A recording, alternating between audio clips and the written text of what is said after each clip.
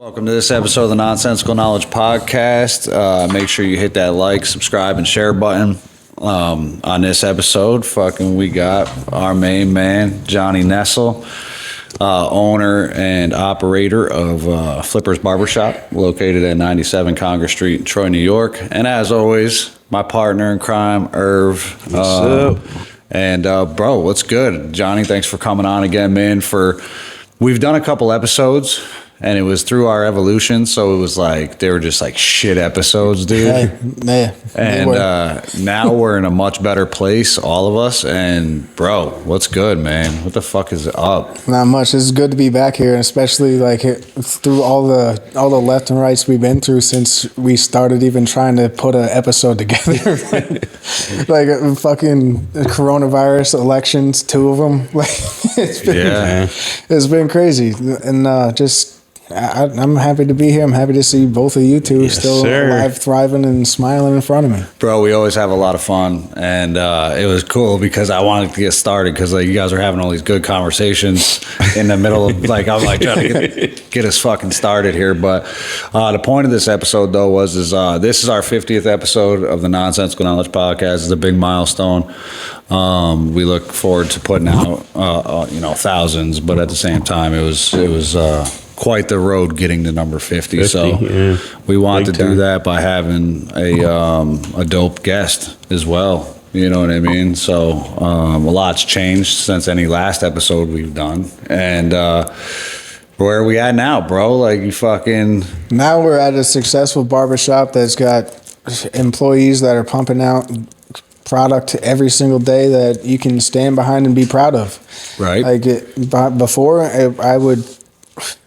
To be 100% honest, I was so strapped and looking for help that I would have taken anybody off the street and bought them a shirt and tie, put them in it, and been like, "Here, cut hair." Well, listen. Like, you're going too fast, right? Okay. Listen, we're at the fucking successful barbershop. Okay. But it's been a long story getting there. Yeah. Right. So, and I tell people all the time. Irv and I have talked about it on the podcast before. Is that your story is very inspirational. Right. So let's bring it back. Where are you from, dude? You know what I mean? Let's let listeners know. You know what I mean? Yep. I'm originally from a little town called Schodack, New York. It's got more cows than people in it. But yeah, that's where I started. My life started when actually I was born at Albany Medical Center in 1987 on December 3rd. And my mom and my dad brought me home to their little apartment in East Greenbush, not too far away from my grandfather's house. Maybe not even a quarter of a mile away, actually, but very, very close. And I lived there for a couple of years until we moved to Duanesburg. My little brother was born. So where'd you go to school? High school or what? Well, I went to a lot of them. So you were in Schodack, right? Yep. So from what years were you in Schodack? Schodack, I moved there in the year 2000. Okay. So you were there for... So this is still kind of forward, though, like, right? So 2000, you'd be how old? I was 13. Right. So, all right. So you're going to school in Schodack at that point? Yes. And then you moved to... what'd you say, Duanesburg? No. Where the fuck I get Duanesburg from? Because this is before that. You're talking from 2000 on. That was high school and everything. Oh, okay. Like, I was talking about before that, like born to Sure. this area. So I was in East Greenbush, and then we moved to Duanesburg when I was 2 when my brother was born, and then my parents and stuff they split up, and after my sister was born, and then we moved to East Greenbush. My mother and myself and my brother and my sister moved in my grandfather's house, and there was 4 generations of us in that house. There was my great-grandmother, my grandfather, my mother, and us kids, and that was beautiful. Like I got to see, and this is where a lot of inspiration of mine came from, was my grandfather. Like this man, like my definition of success comes from him, because I see him every Thanksgiving at a Thanksgiving table.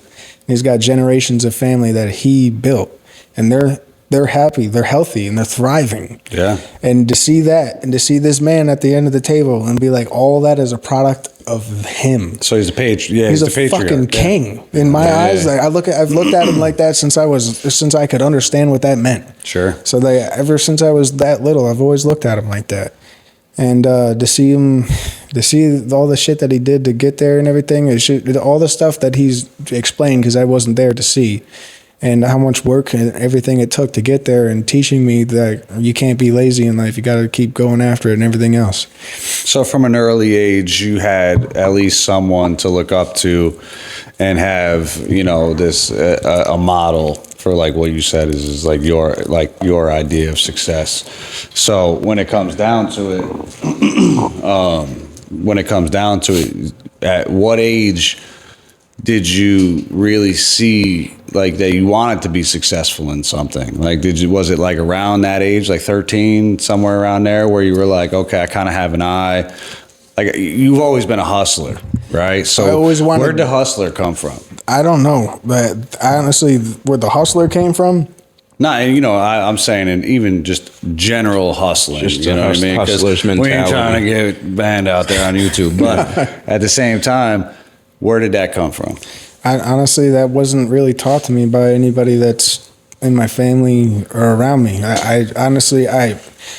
When I was in fourth grade, I got in trouble because I stole pencils from the pencil sales that they would have there, and then I would just sell them for cheaper. You robbed the Scholastic Book Fair, bro? Wow.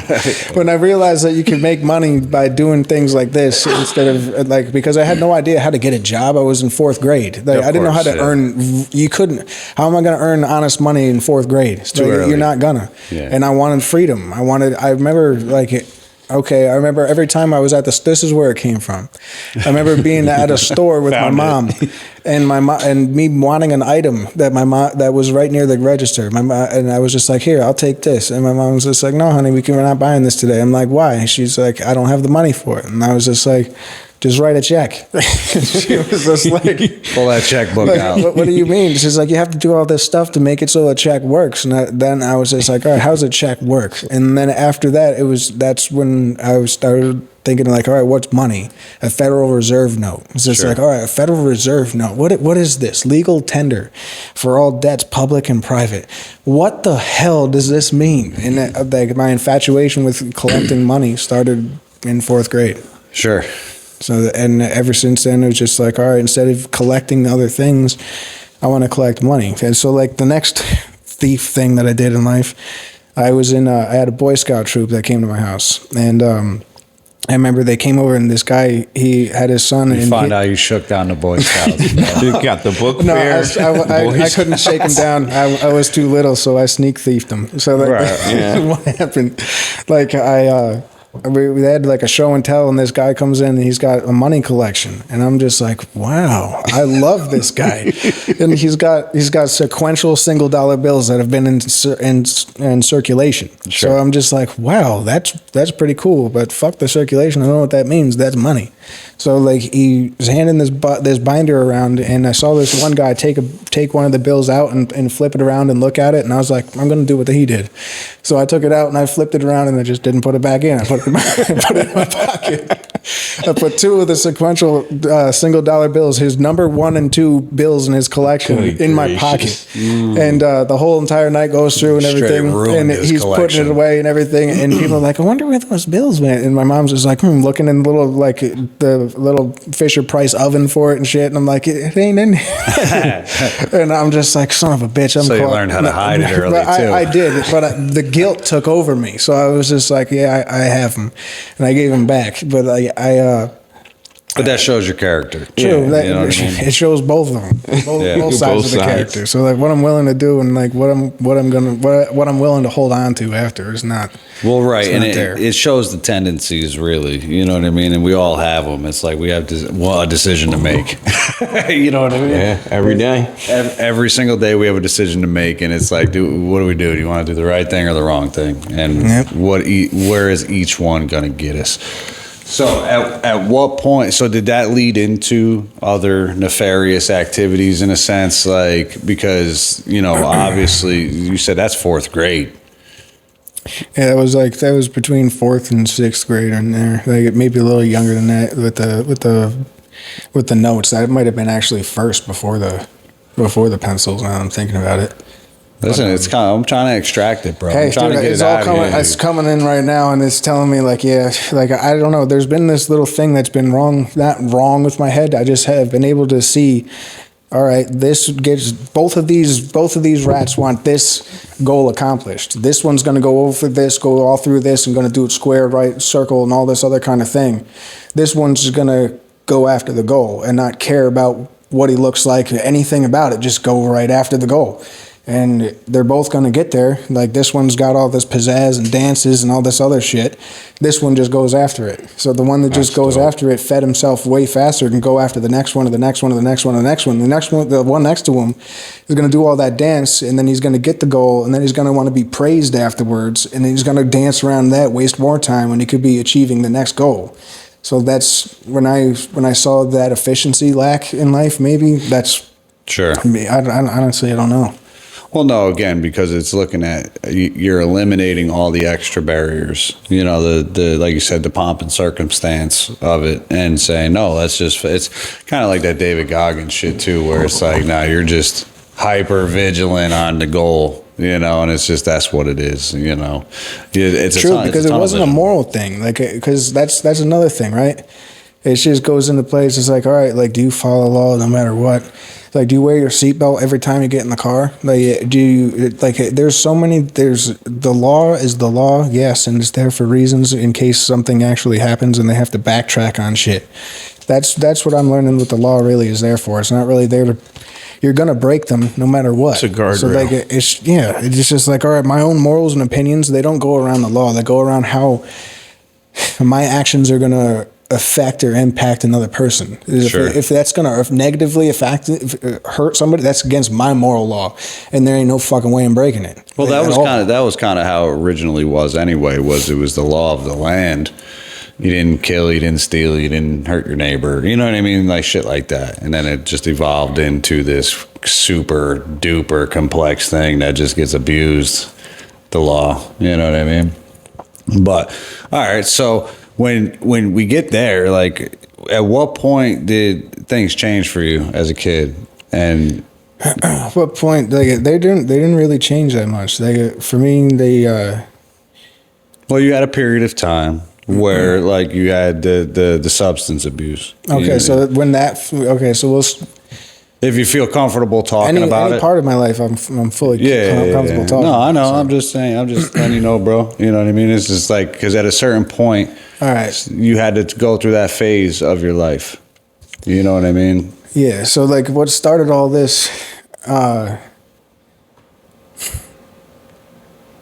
What started me using drugs and everything was to extinguish pain that I had inside of me. Like I didn't know how to deal with my father's rejection. I didn't know how to deal with to not be the man that my mother needed me to be, and just be a general letdown to my whole family at all times. And that weight on my shoulders was so fucking heavy. When something came and alleviated that pain, no matter what whatever the toll was, I didn't give a fuck what it was. So you felt like the pressure. Yeah, and that drugs, that was just the easiest route. And there was no toll that I knew of at the time, because it takes a little while for that to start. Yeah, of course. Take. Yeah. And so to me, I was just like, all right, here's this escape. And now I don't have to be this man that I need to be. I don't have to. So now, how does this happen though? So like for me, like I've been in situations amongst friends. You've heard of them. They've told you out of their own mouth. You know, like,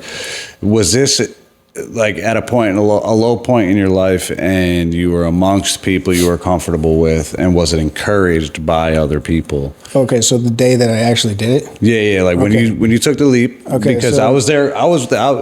This whole story. This got stories leading into this one, but like, holy shit! So it starts back in 2010. 2009, summer 2009. I had a cannabis crop that was the best that I'd ever had. I'd grown 22 pounds of weed that year, and it was sellable and marketable. So allegedly. I was just like, allegedly. And I got rid of a lot of it. And that year I took my girl down to Satellite Beach to go find an apartment and a place to start a new life, and we did. Moved down there October. I got the apartment October, moved down there January 1st. Went down there, built a grow room, and was mailing one $1,000 package to one person once a week. So I didn't get greedy with it. I efficientized it so I would make a solid $1,000 a week because I had 50 racks already sitting from the harvest that I just got done doing. I didn't need to have a whole bunch of money. I just needed to make sure it continued to come in because I was spending some. So I was just like, I have to make $1,000 a week. So I did that. And this kid I was selling the weed to, I wrote on the package, happy birthday all over the fucking thing just to disguise it. And Thomas O'Neill was the fake name I wrote it to. And I mailed it to the address, and his dad, his name is Tom, and it was like 3 days before his birthday. Shut up. It's a consequence that fucking killed me. So I'm just like, all right, like, regardless, he opens up the package and he sees this jar, and it looks like it could be like an explosive because of the way that it's like wrapped packaged and everything. Yeah, right. So he calls the police and everything, and they open up an investigation, all this shit. I take all my grow room shit, all my whole dream, my whole entire operation in Florida is now shit because I just had the whole rug. I was driving up and down the road on my crotch rock with no helmet on, the ocean on one side, the banana river on the other, and retired at 21. So this is pulled out. This is in Florida. Yeah. All right. And what year did you get there? 2010. Okay. All right. 2010. You're in Florida. You're cruising. Yeah, on my crotch rocket, and I get a phone call from this dude, and he's just like, "Hey, they took the package," and I was just like, "Did you?" Because I had a whole schedule. It was just like, when it gets to your house, don't open it. Leave it next to your shoes where the door opens for the next 48 hours. Because if they're gonna come within that 48 hours, and they're gonna be like, "Ha, you opened it, you're caught." If you don't open it, you can still say in court you were going to return this and keep yourself from going to prison. Sure. And so that was the play. But his dad opened it and did all this. And this shit. is just bud. It's just weed. Back then it could have been anything. Yeah. Like now it doesn't really fucking matter. But back then it was. Just imagine that. A whole different game, man. 14 years ago. Yeah.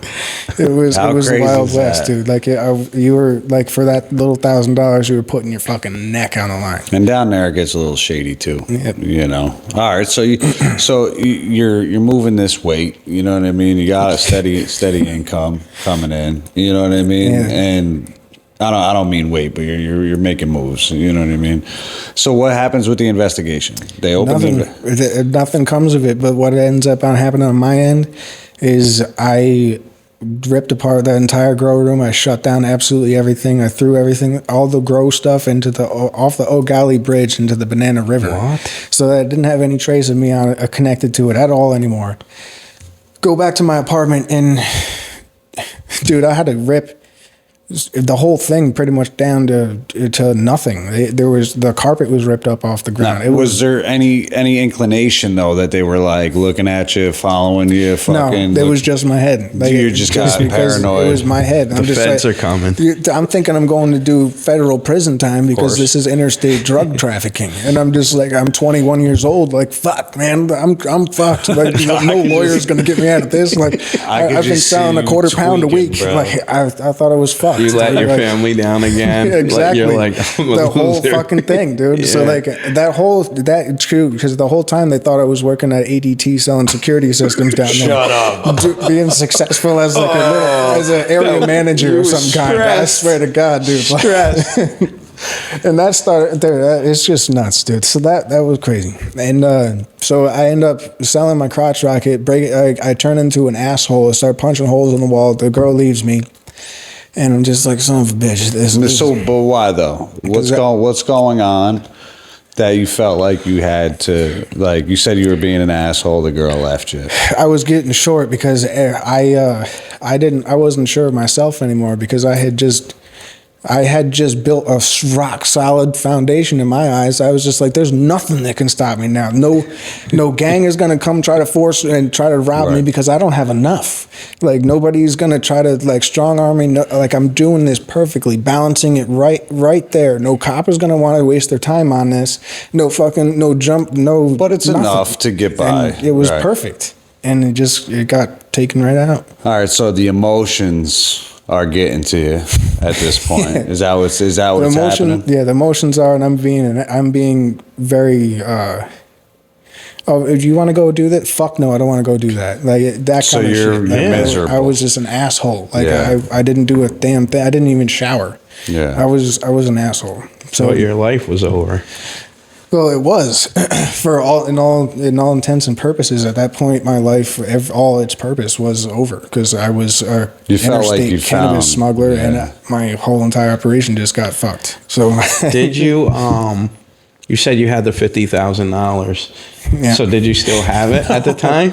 No, dude. I blew through all that. I had all these different. Dude, I had all. What were you doing? I bought my girl a Chevy Cobalt. I bought my girl a Chevy Cobalt. I bought that crotch rocket. Yeah. I bought the condo. I rented the condo. Yeah. So they rented the condo. I bought the Chevy Cobalt and I bought the crotch rocket, and then I bought the grow room, and I had to keep feeding that, and that was like $15,000 just to get that up and going. Operational. And I didn't even see. I might have gotten like out of that. I definitely got around 45 back out of it. So like I didn't go a whole year. Yeah. But I went sometime. So and then it just.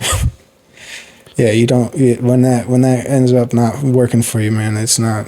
So all right, so operation fails. So it fails, and I sell the crotch rocket, and broke your heart. Broke my heart, and broke up with the girl, and that was like I thought I was going to marry this girl, and which one hurt more? You bought her a fucking Cobalt. Yo, the bike or the girl, dude? Honestly, there was the girl. The girl hurt. The girl? Yeah, the bike. Is she still around? No, she's in Florida, married, and has kids and stuff like that. Oh, okay. So, she's gone. Okay. But so I end up taking a flight back to New York, and I go back to my bedroom at my mother's house. King of the shit. Bedroom at my mother's house. No whip. Maybe like $3,500 total to my name. Maybe like 2 pounds of weed. That's all that I fucking had. And you're at the lows. I had nothing. I was very, very low, and I had Crohn's disease for some time at this point. And every time I go to the hospital, they inject you with an opiate or this or that to calm it down and everything. And my friend calls me. He's just like, Johnny, what are you doing? I'm just like, nothing. He's like, you got some trees? I'm like, yep. He's like, come through. So I drive over to his house, and this is a childhood friend that I've had for a long time. He's passed away now, rest his soul. But he's just like, you got the weed, whatever. We roll up with him. I roll up with him, and then he starts getting at me. He's just like, hey, Mike, I know you're down and depressed and all this shit. And he's just like, how you been dealing with it? And I start talking to him and everything like I do with you. Sure. And this dude is just like, he's just like, I got something for you. And I was just like, what do you mean? He's just like, I got, that shit that they give you every time you go to the hospital, your Crohn's stuff, and it calms you right down. And I'm like, yeah. And he's just like, I have that right here. And I'm just like, what the fuck? You have Dilaudid here? Like, how do you have Dilaudid? Dilaudid was a big deal too back then. Holy fuck, yeah, it was. But it wasn't Dilaudid, it was heroin. Yeah, of course. So he had the syringes and shit, and So by the end of this conversation, I was so broken. I was broken to a point where I listened. I didn't shy away when he started talking about it. I didn't tell him to shut up. None of that. My brain was just open. To me, took advantage of a vulnerable person. You dig what I'm saying? Because when you step to me or you step to one of the homies when you're feeling this way, our job is to uplift you and not bring you to that. You know what I mean? So like, and look, whatever relationship you have with the guy, forward on, whatever. I'm not trying to shit on a dude, but I've seen some of my best friends go down that road because another person was like, "Hey man, I got you." Yep. You know what I mean? So, all right. So now this is just immediately like shooting it. Yeah. Yeah, that's crazy. That's So nuts. that's what happened. Like I'm sitting there, and by the end of the conversation, I'm just like, all right, do it up, man. Like I don't want to see it. I don't want to just fucking do it. Like, I was just like, I don't want to watch. I don't want to see any of it. Just fucking do it so that I don't feel like this anymore. Right. And he did, and the first shot, it wasn't heroin, it was cocaine. The first shot that he ever did to me was cocaine. You got the Anthony Kiedis. Bro, Holy shit. I felt like this heat, like it goes inside of you, and it's like you start. It's like all the pressure of the world, just like all this really high pitched pressure is just like in your head, and then it just goes like that. All of it's gone, and you're just like, you fucking Superman, and it's just like, oh my God, I'll fucking kick King Kong's ass right now. Yeah, but at the same time, you want to fucking lay down and feel all of this at the same. You want to jump up, do all this, lay down. You can't figure out what you want to do. It's super euphoric. It was the most intense feeling I'd ever had in my entire life. And then 5 minutes after that, he's just like, we got to calm down now. And I'm like, okay. What? And he's just like, this is the stuff that you get at the hospital. And I was just like, okay. And it was heroin. And he mixed up a bag of heroin, he put it in a syringe, and I watched him do this part. And he sucked it up, and I was watching it going from the spoon into the syringe, and I'm just like, that's how it's going to enter my body. Fuck it. And I swallowed that. I had him stick the needle in, and it went in, and all the fucking freight train and everything went stopped, and all the rest of the pressure I didn't even know I had just evaporated. So now, looking back on that, Johnny, how does that make you feel now, in retrospect, that homeboy would do that to you? If he was still alive right now, I'd want to take the life out of him. No, sure. No, I'm not trying to shit on the homie's grave. I know. You know what I mean? And I'm not trying to make you feel uncomfortable. But as this is the perspective that I love to get out of you, because you're such a solid motherfucker, dude, that with that being said, what is, like, when you look back at that moment? Because I remember the moment broadly when, again, and I won't drop any names, but two of my best friends tried to get me to smoke crack. You know what I mean? And I look back on it still to this day enraged. Like, enraged that these dudes, like, you were supposed to be my homie. Like, you're supposed to, and then it could have been a whole different, you didn't want Edwin smoking crack. No. You know what I mean, dude? It was fucking, I'd have been dead or in prison. So how did this friend die? Did he OD? Yeah, he died of a heroin overdose like 4 or 6 months ago. He seemed like Is that recent, huh? He was on a short time scale. That kid, doing shit like that. I can't believe he lasted as long as he did, to be honest. Rest his soul. That was the most reckless person I'd ever met in my life. Now, do you think that's the pain he dealt with that you can never face? You know what I mean? That was a decision I made. I put that needle in my arm. He didn't. I'm not saying that. I'm saying his life of being reckless. You know what I mean? Because that, obviously, there was something there that got him going. And there was always a difference to me, right? There was always like the shy, I don't want to say the shy drug addict, but like almost like the closeted drug addict. That was like, it was like shameful to like be shooting like shooting dope or something. It is shameful. No, I know. But this dude, it's almost, to me, it's like almost soulless to be like, yeah, throw your arm out there, bro. You're in such a dark place. You're in a dark. He's already in a dark spot, Sure. Right? And he's already consumed by this. His monkey is on his back, beating him to death every day. You don't get other people hooked on this shit. You don't. You see another person that is it like that though? Oh my God! Yes. Is so the drug? So neurologically, it's like, I gotta turn people out. You don't turn into a predator like that, but it naturally you take advantage of those situations when the plate is served, you eat. Yeah, then that's what happens. Right. So essentially, you're almost getting another person to feed the cause. Like, all right, well, this motherfucker's gonna come to me. We're gonna do it. The first 3 months, the motherfucker's gonna have. You'll teach him how to milk himself, and then after that 3 months, they're just another body next to you. Right. Yeah, it's tough, man. Yeah, that's wild. But anyways, So we get through this, right? So now how long does this go on for, right? So we're at it now. We're in it, you know. This goes heavy until 2013. In 2000,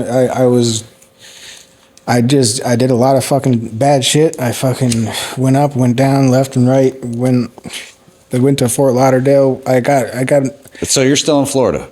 No. I'm back up here in New York, and then I got in a car accident with that kid the very next fucking morning. Tell me about this. The next fucking morning, I have to go to work at 7:00 in the morning. I have to be there at 7, and I did landscaping, so I had to get up and I had to go to this fucking job and be there at 7:00 in the morning. And this kid, we're fucking wrecked, and I'm just like, we gotta get up and go to fucking drive me to fucking work. And he's just like, oh, blah, blah, blah. We get up, we wipe the eye boogers out of our fucking eyes, and I don't know if he did more coke or whatever, but I was just like, I can't fucking do that right now. I gotta fucking go to work. It's time for work. Like I gotta stop with the sulking and the rest of the shit. I gotta fucking go to work, Johnny.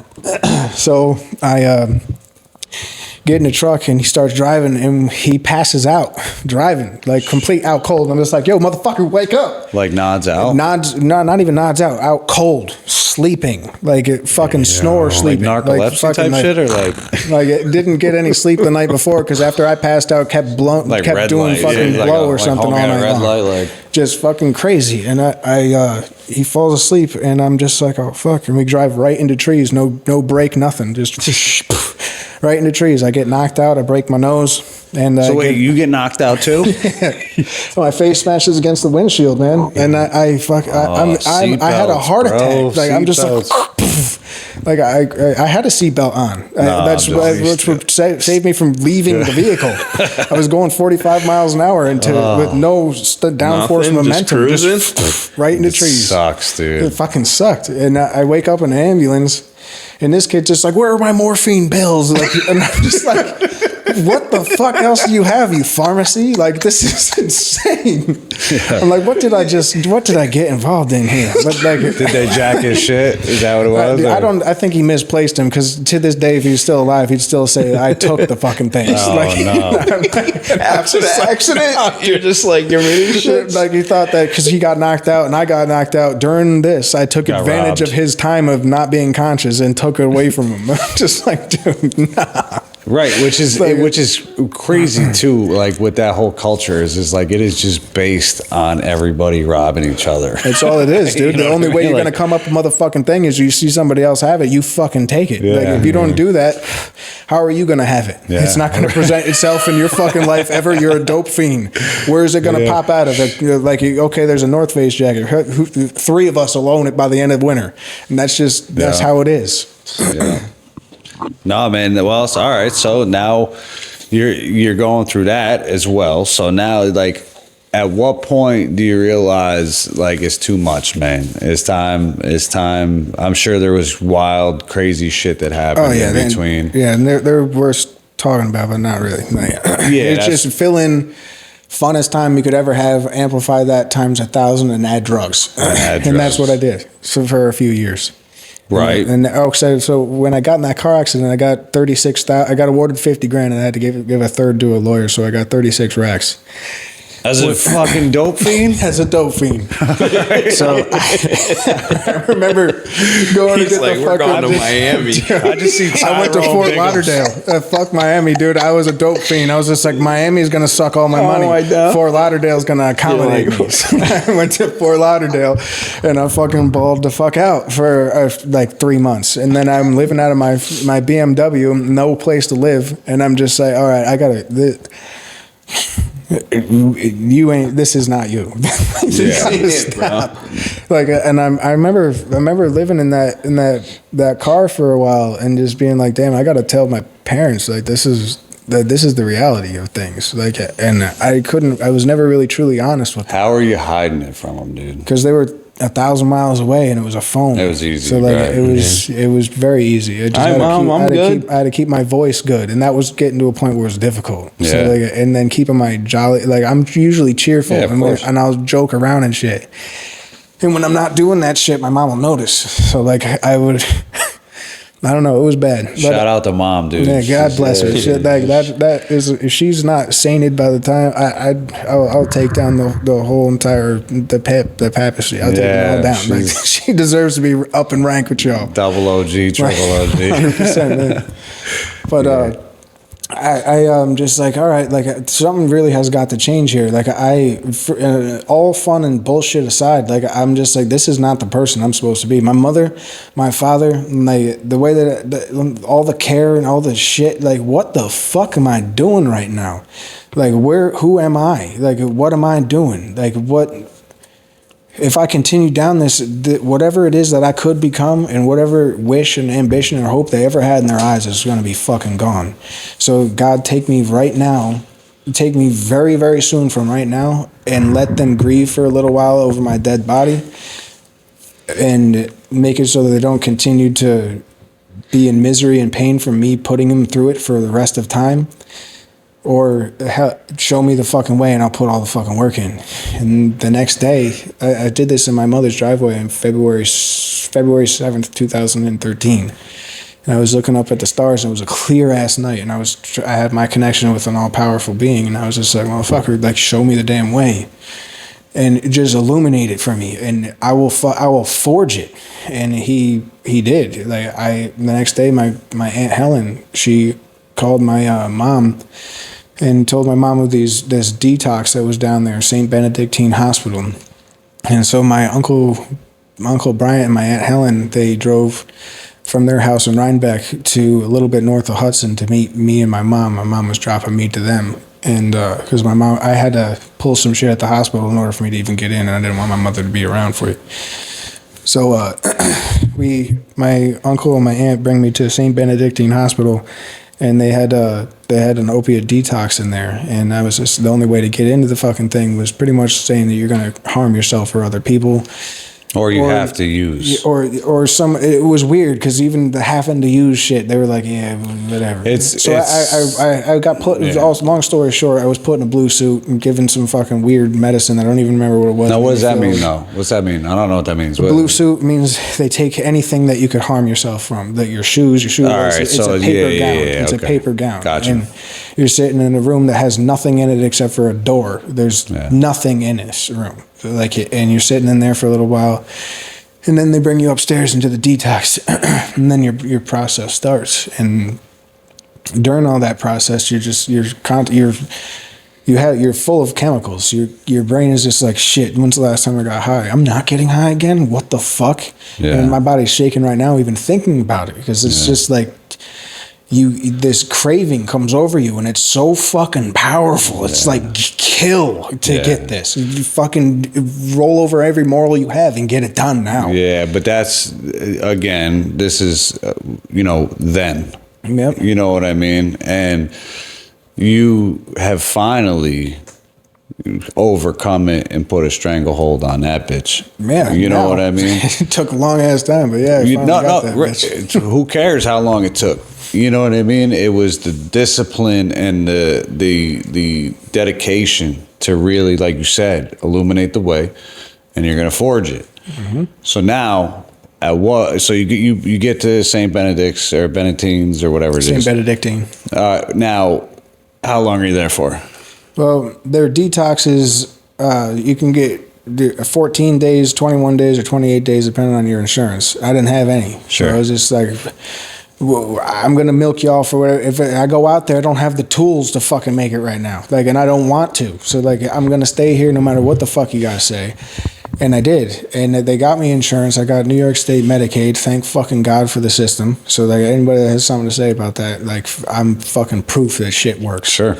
And then you can get off it and pay right back into that goddamn bitch. But, it saved me, and I got to go through their detox. I stayed for 28 days, and then after that, they were just like, all right, you can do this, this, this, or this. And I'm just like, well, I need to learn. I don't know how to live. I'm now toxin free, in my blood, but in my brain, it's just like, go get it. Yeah. And I knew that, and I still had the taste in my mouth, and I was just like, if I leave here, I know what I'm gonna do. And it's just not gonna be me I'm going to find. It's just gonna happen. No, I'll find something laying around and be like, I'm bored, and then I'm fucked. Yeah. And I don't want that shit to happen. So I was just like, all right, like, what are my options? And they said a long-term treatment facility. And I was just like, all right, talk to me about it. Sell it to me. And they did. They sold it to me. And I was just like, okay, long-term treatment facility. They provide a place for me to live, provide me with food and the education to combat drugs. And I was just like, okay. Yeah, because at this point, your whole brain has to be rewired. Yeah, and I had to learn how to fight all these things. And most people that are going through this shit, they were court ordered to go there. I sought this shit out. Like, and I was just like, let's go. I go to this place and there's 198 dudes. And out of the 198 dudes, I was one of 2 that were not court ordered to be there. So they're all going through the motions like, if my counselor this, fuck this. Blah, yeah, blah, they blah. don't, yeah. And I got the prison mentality in there. And I'm just like, fucking OG Ricky Ruff now everywhere I look. Yeah. And I'm just like, I'm trying to fucking break down what's causing me to be like this and try to grow out of it. And y'all are fucking suffocating me in there. So it took me a little while to fucking break free from a shell and just be like, no, this is what the fuck my purpose is in this bitch. And this is what I'm going to let radiate out of me. And when I did, everybody in there, they've welcomed this shit. And they were just like, and I'd always analyze them and tell them what the fuck they were doing wrong because they couldn't see it. And I'd just be like, dude, you need to fucking not use this grammar when you're talking to this dude because he don't fucking respect or understand your fucking slang. So like, chop that shit up and talk like a white boy in front of him and watch him fucking respond. And I would see this happen I would give little pieces of advice like this all over, and it was my place there. And I started to grow as a human, finding who I was in the community. And I was just like, all right, so when I leave this world, this is my place in society, like to continue to just be myself. And when people are flawing, just call them the fuck out on the flaw. And then when they see it in themselves, they'll respect it back to you if they're a good person. If they're not worthy of your time, then they're gonna take it as disrespect. They're gonna weed themselves out, and walk right? Away. And that's where I developed that piece of personality, was inside of that rehab, Phoenix House in South Courtright, New York. How long were you there? I was supposed to be there for 3 months. I was there 9 because my behavior. I had a business mind. I had an ironing business. I had a loan business. I had a cigarette business. I had a candy business. I had all these fucking little things going. Like you get this shit called wham, walking around money. So everybody. I want that shit. So $1 in there was the equivalent to like a bill. Like one was like $100. So if you had an actual bill on you, you had some bread. When over there, you got like officers would get paid a certain amount, other people would get paid a certain amount, and I would iron. Like the ironing business started it all because I was just like, all right, I need some fucking chips, and these bitches all had to wear pressed shirts every single day in order to have their authority like driven into all of our heads. They had to have these collared pressed shirts on every day, and they had to be ironed. And I knew they were drug addicts and lazy as fuck. So I took advantage of that, and I was just like, I'm gonna iron all your guys' I'll iron a week's worth of your clothes for $1. And I did that to like 10, 15 of them. I had more money in there than everybody in there, and I was just like, yep. And then after that, I took advantage of more of their weaknesses. They had to wake up at a certain time, and there were no alarm clocks. So I was just like, you need me to wake you up? That's an extra $1. I would go around waking grown men up in a fucking bunk with 100 other fucking guys sleeping around. Like, it was just, I couldn't believe that was my life. And then they needed a cigarette, and okay, if you don't have money for a cigarette, you're going to pay me, like a cigarette was 10 cents. So if you needed a cigarette, then I'll give you a cigarette, but you're going to have to pay me a cigarette plus 10 more cents when your wham comes through. So that way I would double up every single time I would give credit out. And that was fucking awesome.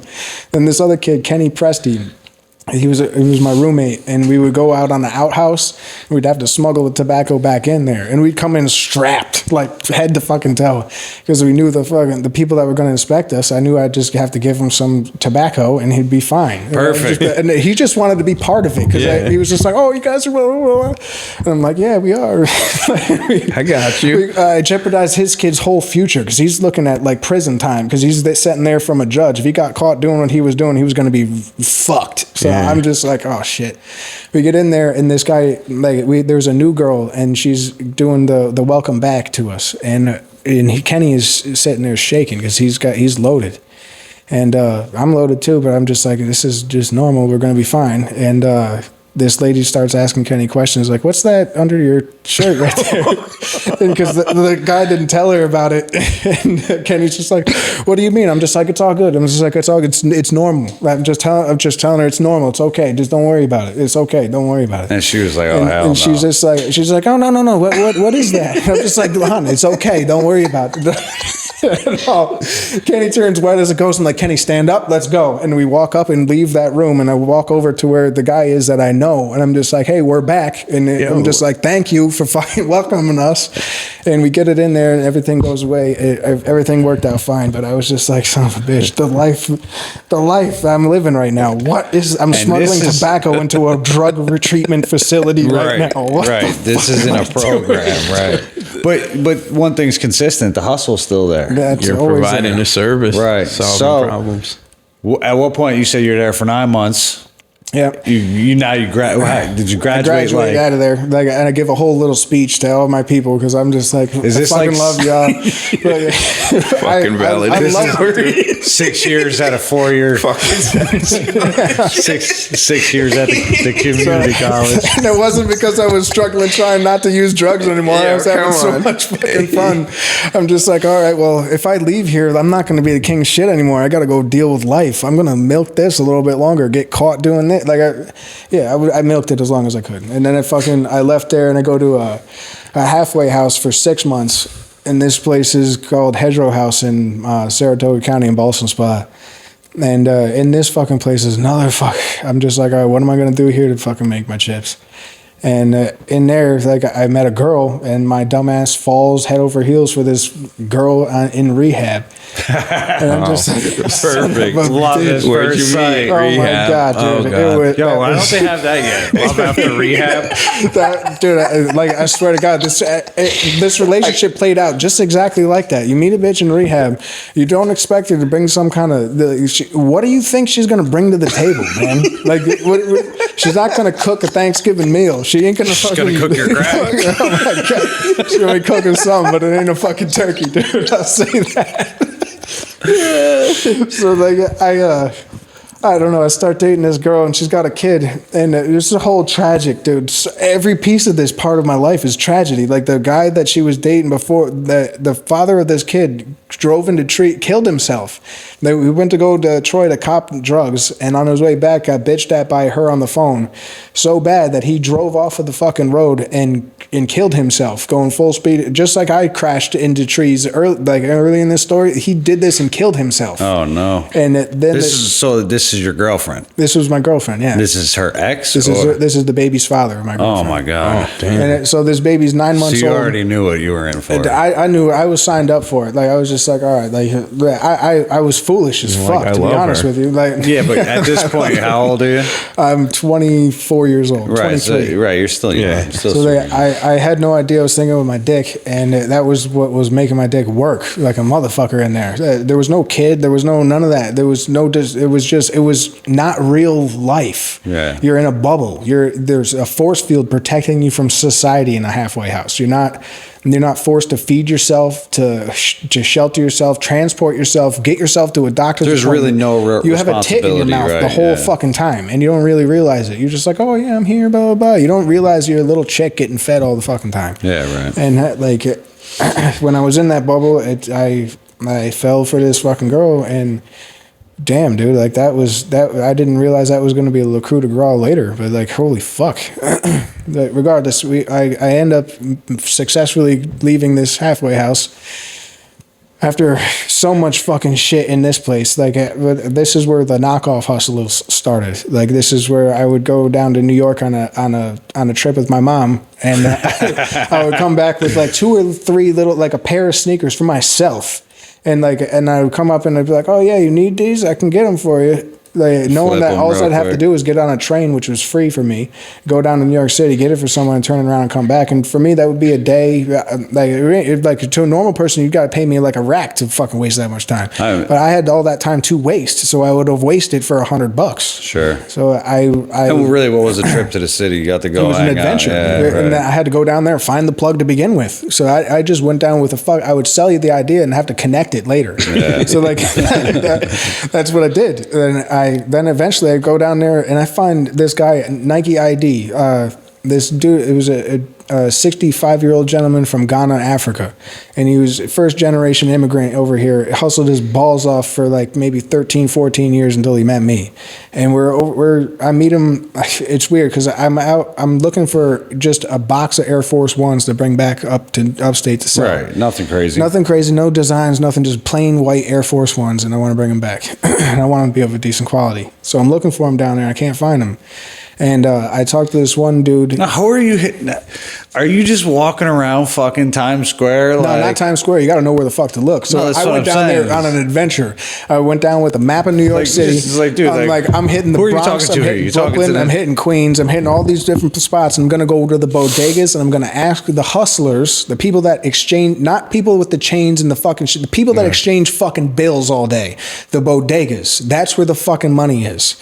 That's where all the fucking money of the hood is at. It's always going to be at a fucking bodega. Yeah, so that's where all the information is. That's where everything is. So I go to them, the shit? And I'm just like, all right, where can I get these? Like half the time they don't speak English. They speak some kind of broken fucking something. And I just eventually I just was pictures, and they'd send me to this guy, this guy, this guy, and then eventually everyone was just like Canal Street, Canal Street, Canal Street, and I was just like, all right. So I go down to Canal Street. And I meet some people down there, and everybody's down there. The Chinese are all trying to hustle you, fucking get you top dollar for one item. They'll never wholesale you a fucking thing. So right. I'm not going to take your fucking watch and make $3 off it. I want to make $30 off each sale, and then come bless you with 5 racks next month. Like, that's what I want to do. But they're not hearing that. No, they don't want to sit down and hear the paragraph come out of my mouth. So, I eventually found this dude, Nike ID, I found this one guy. And he was selling this. He had like lime green sneakers out on the side of the road, and I was just like, all right. It was just you walking down the street, and he just had them laying out. And I was just like, bro, I was just like, can you get white ones? And he's just like, oh, let me call. He calls up this guy on the phone, and then there's a communication error between myself and him, and I'm just like, just give me the phone. So I talk to the guy on the phone. I'm just like, hey, I'm looking for this, this, and this, and I'm trying to establish an actual business, a connection with someone that actually is worth connecting with down here. Mm-hmm. And he was just like, okay, blah, blah, blah. Meet me over at this section of Battery Park. So I go over there and I meet him there, and he's got 2 little duffel bags for me, and they were just different things in it. And he was just like, here, take these, and he's just like, and next week come back here, and then I'll know if you're good. And it's just like nothing else. And he was just like, no. I got his phone. I think it was like $1,000. So he gave it to you on a cuff. He gave me $1,000 worth of product on a cuff, which was dope. It was only like 2 little duffel bags, but I had to walk all the way back to Times Square because I didn't have the chips to get in the cab. So I walked all the way back to Times Square with these shits. To get on the free train. To get on the free train to get all the way the fuck back home. And I put these fucking things over my back, and I bring them all the way back. I get to the train station, which is in Rensselaer, in Rensselaer. Right here. And I had a moped. That's all I fucking had. So I had to zip tie these duffel bags to the back of my moped and drive with no driver's license and get that all the way back up to my spot. For some reason, I can see you on a moped, dude. And that was me in the struggle. That was me fucking like I gotta fucking make it. So, duffel bag boy, though, bro. Duffel bag boy. That's still, no matter how you slice it, that even though it's like a super exorbitant, like, I mean, you went down there and got $1,000 worth of shit on the cuff on a free train. You didn't spend anything. You got to know how to talk to people. You know what? If you're a business person and you can present an opportunity for a business person, and that business person doesn't take advantage of that opportunity, what's the relationship with either one of you? Exactly. Neither one of you are going to grow from it. So, like, he took a shot and it fucking worked for him. It worked for me too. But like that's the universe, though. Regardless, so I end up successfully leaving the halfway house, and I go to the homeless shelter in Saratoga, and I'm there for 85, 90 days. But during this time, I'm going to barber school. Where'd you go? I went to Austin School of Spot Technology. Okay. So I went there for about a month, and in that month, I got my infectious disease control. So just a general knowledge and just a shoe-in of vocabulary to be able to go to a barbershop and just spit with a barbershop. Rewind a little bit. Rewind a little bit. What point did you look at barbering and was like, yo, I could do that? Okay, so I was barbering. How did I look at barbering? Well, not so much look at it, but at what point did you say, yo, look, this is a pathway. This was the path. Like, this is the path. Okay. There had to be a moment, like we saw it with Cam. You know what I mean? Where it was like, yo, no, I want to cut hair. Yeah. I want to cut hair. I want to. It was at Phoenix House. And then when I was in the long-term treatment facility, they had a barbershop in the basement, and it only got operated whenever people needed a haircut, kind of a thing. It wasn't like open or anything like that. But when you went inside of this place, you weren't in the fucking rehab anymore. You were fucking instantly transported to wherever it was you came from, and you were in good social standing with your whole community. All that, you were in a fucking barbershop, and you felt it. Yeah. And it was just you and this other fucking guy in the basement of a fucking rehab with going on. Like, yes. I don't know if it's that frequency or what that transports me to a place of peace, but something like that made it so that it's where you're most comfy. I was like, this, if I can give this feeling to other fucking people, and I'll sustain, no matter what it is I have to do to give someone this feeling, I'm going to fucking do. It has nothing to do with a haircut. It has nothing to do with making you look good. All that has something to do with it. That's how you felt in that moment. Yeah, I wanted other people to feel exactly how good that place made me fucking feel. And it made me feel it made me feel beautiful, it made me feel amazing. Like, and to have other people to give that to another person, that I became like a fiend for that. I was just like, and then I was just like, oh, someone was just like, oh, yeah, man, I need a lineup. I was like, I'll go down there, I'll do it. I went down there, I was just like, put myself in position and all this kind of shit. No education about it at all, and just tried. And I did, and I was just conversating through my nerves the whole time, just because the line wasn't fucking straight. And I'm just like, oh, blah, blah, blah, blah. And I realized that during that, it's not about how straight the line is. It is the conversation. It is connecting. It's you sharing the time with the other person, and and it being real, and not just like a transaction of just, oh, here's money, take care of my task. And like, no, like what's up? Like, you okay? Like, what's going on in life? Bro, people love to see their barbers. It's fucking awesome. Yeah. So when I saw that, that's what it was that turned me on to cutting hair. It was never how good I was or like how crazy of a fade I can do. No, I just wanted to know the starting point, because even in that moment of comfort that you had, it was during a haircut. So maybe that's how your brain translated it and was like, oh wait, this is how when I had it, let me start doing it to give these other people that shit. But then you hit Austin's, right? So what's that process like? Do you have to like sign up? Is there like an enrollment? Is it like a... Well, you know how I am about charities and shit, right? And I'm always trying to jump in front of it and be like, look what I did for this guy. Yeah. So like I was trying really, really hard not to take advantage of people doing this stuff, but I talked to this counselor, and he was, I don't know, he really was motivated to help me. So like I was just like, hey, I'm really interested in becoming a barber. Like I had some fun at Phoenix House doing this thing, and like I don't really see I'm not a manual labor guy. Like I don't take direction that well. I'm not gonna ever prosper in a corporate anything ever. Sure. I can't ever do this. So like I'm thinking of a trade, and barbering seems to be right up my alley. There's no union. There's no. You're independently at your own will to make the amount of money you are going to make yourself. Yeah, it's completely dependent on you. So it's on you. So I was like, that's fucking perfect. And he was just like, all right, let's go to Austin School of Biotechnology. He made an appointment. We both go to this thing, and he gets me enrolled in from, I don't know, I had grants from New York State or something. I don't know how it all works, but I got some kind of grant for my education for New York State. That's for not cool, having income. And I was just like, all right, well, I'm poor. And New York State was just like, all right, well, you're trying to educate yourself? Fucking we got you. So New York State took on that shit for me. And I ended up going into Austin School of Spa Technology, and I got like a $2,000 starter kit for barbering, all the shit you need for it, and then not so much education on how to use it, but like an education on how to keep things clean and stuff like that. But the second that I got my certificate for the cleanliness, I was out. At that point I was already going to Vinny's Barbershop in Malta. And just freestyling, and just chilling there, and like at that point when I got the certificate, I had gone to Vinny's Barbershop and been like, hey, like remember when I first came here and asked you what I had to do to become a barber? Vinny who? Vincenzo Federico. Went to school with him. So yeah, he's fucking great. Wait, is his wife Marilyn? Yep. Yeah, I went to school in Maryland. Absolutely great people. Shout out to them. Like, if it wasn't for you, like, that's another dude I learned from. Like, fucking solid, man. I fucking learned a lot from this guy. Like, how to move, how to be quiet, how to, like, a lot of fucking things I learned from this man. And I remember one time I was in the barbershop, and I'm sitting there, and he's just like, "What are you trying to be when you're older?" and shit like that. And I was 24 years old. And I look at him and just like, "I want to be like you." And he looks at me.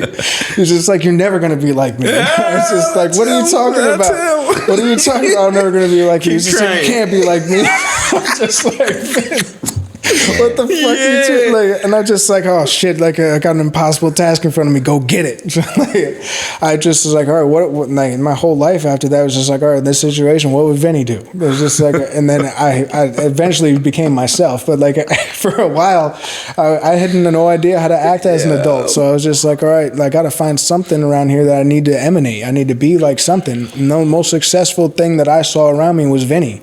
And I was just like, this is what I want to fucking be like. So I learned. He's a good role model, though. The best one I could have come across, and I was very impressionable at the time, super impressionable. So every, like, the knockoff hustle, he welcomed it with the 20%, like, all that shit.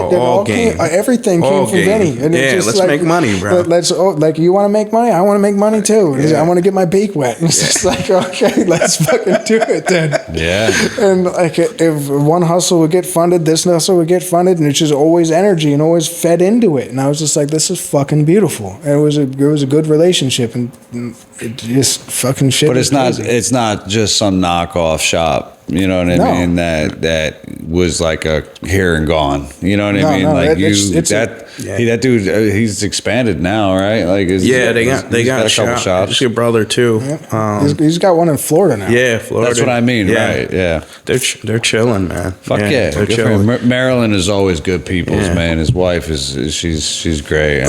Like I said, I went to school with her. But I know from just hearing about that dude and being in Saratoga, like, that's not like exactly it's a ritzy spot out there. Dude, you gotta compete, bro. Compete. Yeah. Like, it's a whole different thing out there. You can't be you. Yeah. Like, oh, I smoke weed. Like, not in Saratoga, you don't. No. Like, what the fuck do you mean? Not in 2018. Yeah, but you could be cutting some fucking star's hair. Yeah, you know what I mean. Somebody went in there, didn't they? Was it Portnoy? Maybe I can't remember, but maybe Portnoy. There's like, because the track season and all that, all the fucking that was fucking crazy.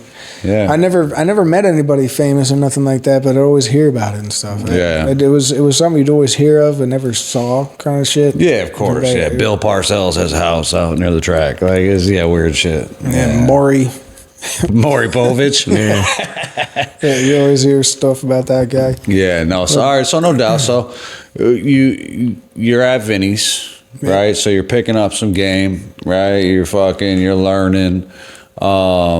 What's going on now? So you're moving out, like, towards being out of Vinny's, or like what happens there? Like, well, no, I relapse. Was what happens. Oh shit! In all honesty, I fucking fall right on my face. Like, that girl I was with that I told you about when I met rehab. I stayed with her, cheated on her like 5-6 times.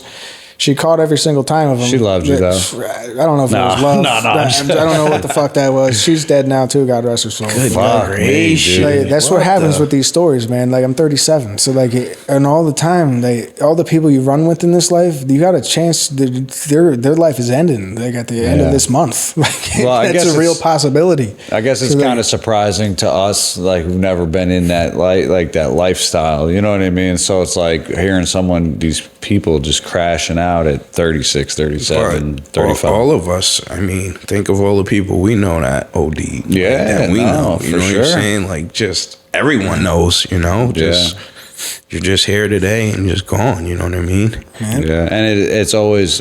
I don't want to say it's always the best people. You know what I mean? But there were the people that, like, you just didn't know. You know what I mean? And then it's like gone, and then it's like, oh, what? They were battling that, like.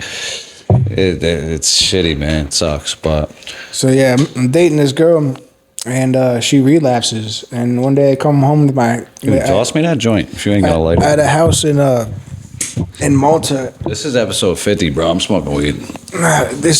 We got this Canon too. So look at this fucking thing. Jesus Christ. We got I got a house on Wineberry Place in Luther Woods, and in Malta, and I'm living there, and I got my girl living there with me. And one day I come home from work, and I don't know, usually she'd have some kind of food cooking. She was Italian too, so she knew how to do some shit. So like when I came home from work, she would usually have something on the stove, if not just steam boiling. Sure. And I come home and nothing is around, nothing is normal, and I'm just like, all right, something's different. And then I'm walking upstairs to go like take my jacket off, and I hear this breathing, and it's just like this, and it's coming out of my bathroom like a hog is in there. Shut up. And I'm just like, yo, what the fuck? And I go open the door, and I'm just like, oh shit, the door is locked. Like, what the fuck? She's in there. And she's in there, and I'm just like, yo, Kayla, and she ain't responding, and I just hear her breathing. So I turn around and fucking mule kick that door the fuck open, and she's on the toilet, and she's got a needle hanging out of her arm, her pants down. So she's ODing. She's OD'd, I don't know how long there, but probably a couple minutes. And she's purple in the lips, purple in the face, breathing really, really Still heavily. alive, though. Still alive, still breathing. Like, very apparent. I didn't have to put my finger on her nose, nothing. I could hear her breathing. Right, she was struggling really hard. This is scary. And I'm having a heart attack right there. I'm just like, what the fuck do I do right now? So I'm just like, Kayla. And I start slapping her in the face, palm slapping her, just whap. Trying to wake her up, the sure. fuck up. Yep, like, yep. Hello, I'm in front of you. Like, how do you not feel this? And I pick her up off the toilet, I put her on the ground, and I put her head in my hand, and I'm looking at her, I'm just like, I can't give her CPR, she's breathing fine. Like, and I called 911. 911 comes there, and they put Narcan in her nose, and she wakes up like 2 seconds after the shit, like maybe 10 seconds after they put the shit in her nose. She pops up, and she looks right at me, and she's like, you fucking piece of shit. So you fucked her high up. It wasn't so much that, it was the police were in our house, and like I have a thing with them. Like, we don't call the police for a motherfucking anything. Yeah. If you're dying, we don't call them. Like, you're just gonna die. Like, That's where does that mentality come from amongst those users? Because when they come, they take you away. No matter, it's a portal to prison. So you don't invite the portal. No, never. No, but do you think? I'm trying to get deeper than that, Johnny. Do you think it's because it's like, all right, no, you just want to. You'd rather die than seek help, like not helping. Here's the truth. Calling the police is exposing the fucking truth to yourself and society that I am this, and I need your fucking assistance because I am this, right. Or somebody else is a part of this, and that's the real guilt keeping you from doing anything. Yeah, it's not you being a tough guy. It's not any of that shit. It's just when you make that call, like you're connected. But that's because it's out of the use, though. You know what I mean? Like, is it because like you're like, okay, well, I just want to use, so I'd rather listen. That's kind of why I went that route with like you fucking up or high. You know what I mean? Because it's like almost common amongst some users. You know what I mean? Where it's like the closer you get to fucking dying is like the best high. You know what I mean? Like, it ain't true. It's weird. Like the thing that started to happen, right, when the heroin started to change from heroin into fentanyl, and you started to overdose all the time. Like, it's happened to me so many times, it would sound foolish if I said it right now, but you overdose quite a few times, and what happens is with those ones that you just almost die from, you don't get a high. You wake up and you're sick. Mm-hmm. The high is over with. It happened while you were out. The best high happens when you shoot and you are fully engaged for the next 4 to 8 hours, and you're floating and loving life, and if something touches you and you're like, ooh, that feels good. So is it That's true? high. That ain't fucking nothing. You're just out. You're just cold. Yeah. Well, that's why I guess that's a common misconception then, you know what I mean? Because like when I see and I guess that's the difference between someone nodding out, which would just be like the falling asleep type shit, as opposed to actually needle in the arm, fucking out cold. Yeah. You know what I mean? There's a complete difference between nodding out from opiate exhaustion or an opiate nap compared to overdosing. Overdose is instantaneous. There's no stopping this. Like, it's just fucking happening. An opiate nap is just because you're a little too high, and it's just like weed. You'd be like, I'm a little too high, I'm gonna take a nap now. So so when you shoot straight up and you bypass your actual high, because I've known some people that OD'd, and then the next night they're using again. Like, I'm like, you're not afraid? Like, fuck no. You almost die. Like they hit you 5 times with Narcan, bro. You don't, dude. Every time I got hit with Narcan, and I woke up in the hospital, and I knew full well why I was there. But I was just like, what the fuck? What happened? Why am I in the hospital? And they'd have to come and explain it to me again. I'm just like, no, but what actually brought me here? Because I know I didn't actually overdose. Like, what are you talking about? I would remember that. And it's like, no, honey, you overdosed on heroin, and we Narcaned you, and now you're here. And it's just like, no. What did I break a bone? Like, did I fall? Like, what brought me here? Like, you overdosed, bitch. That's what happened. So now, is there like a denial in that moment? 100%. There's like no way I can't fucking do that. I do this 3 times a day, bitch. I didn't overdose. What the fuck? I'm going to work. Like, what do you mean? Like, no, like that's. No. Yeah, and that would be trippy though, because every time you OD, you wake up to these people treating you. That's like every time you. It's like, okay, one time, a few times it happens, and you realize you're fucking alone in the world. Like I had this. I remember one time I went to Schenectady. I was living. At this time I relapsed. We were in the story. I was going to Schenectady to cop dope at the time, and I went down there to go get it, and it was really turning fetty fast. It was almost only fentanyl at this point. And I go down and I buy 2 bags off of them, and I go in the steward's bathroom that's right there off Broadway, and it's an exterior bathroom. It's not part of the main piece of the store, so you got to go inside of it with a key.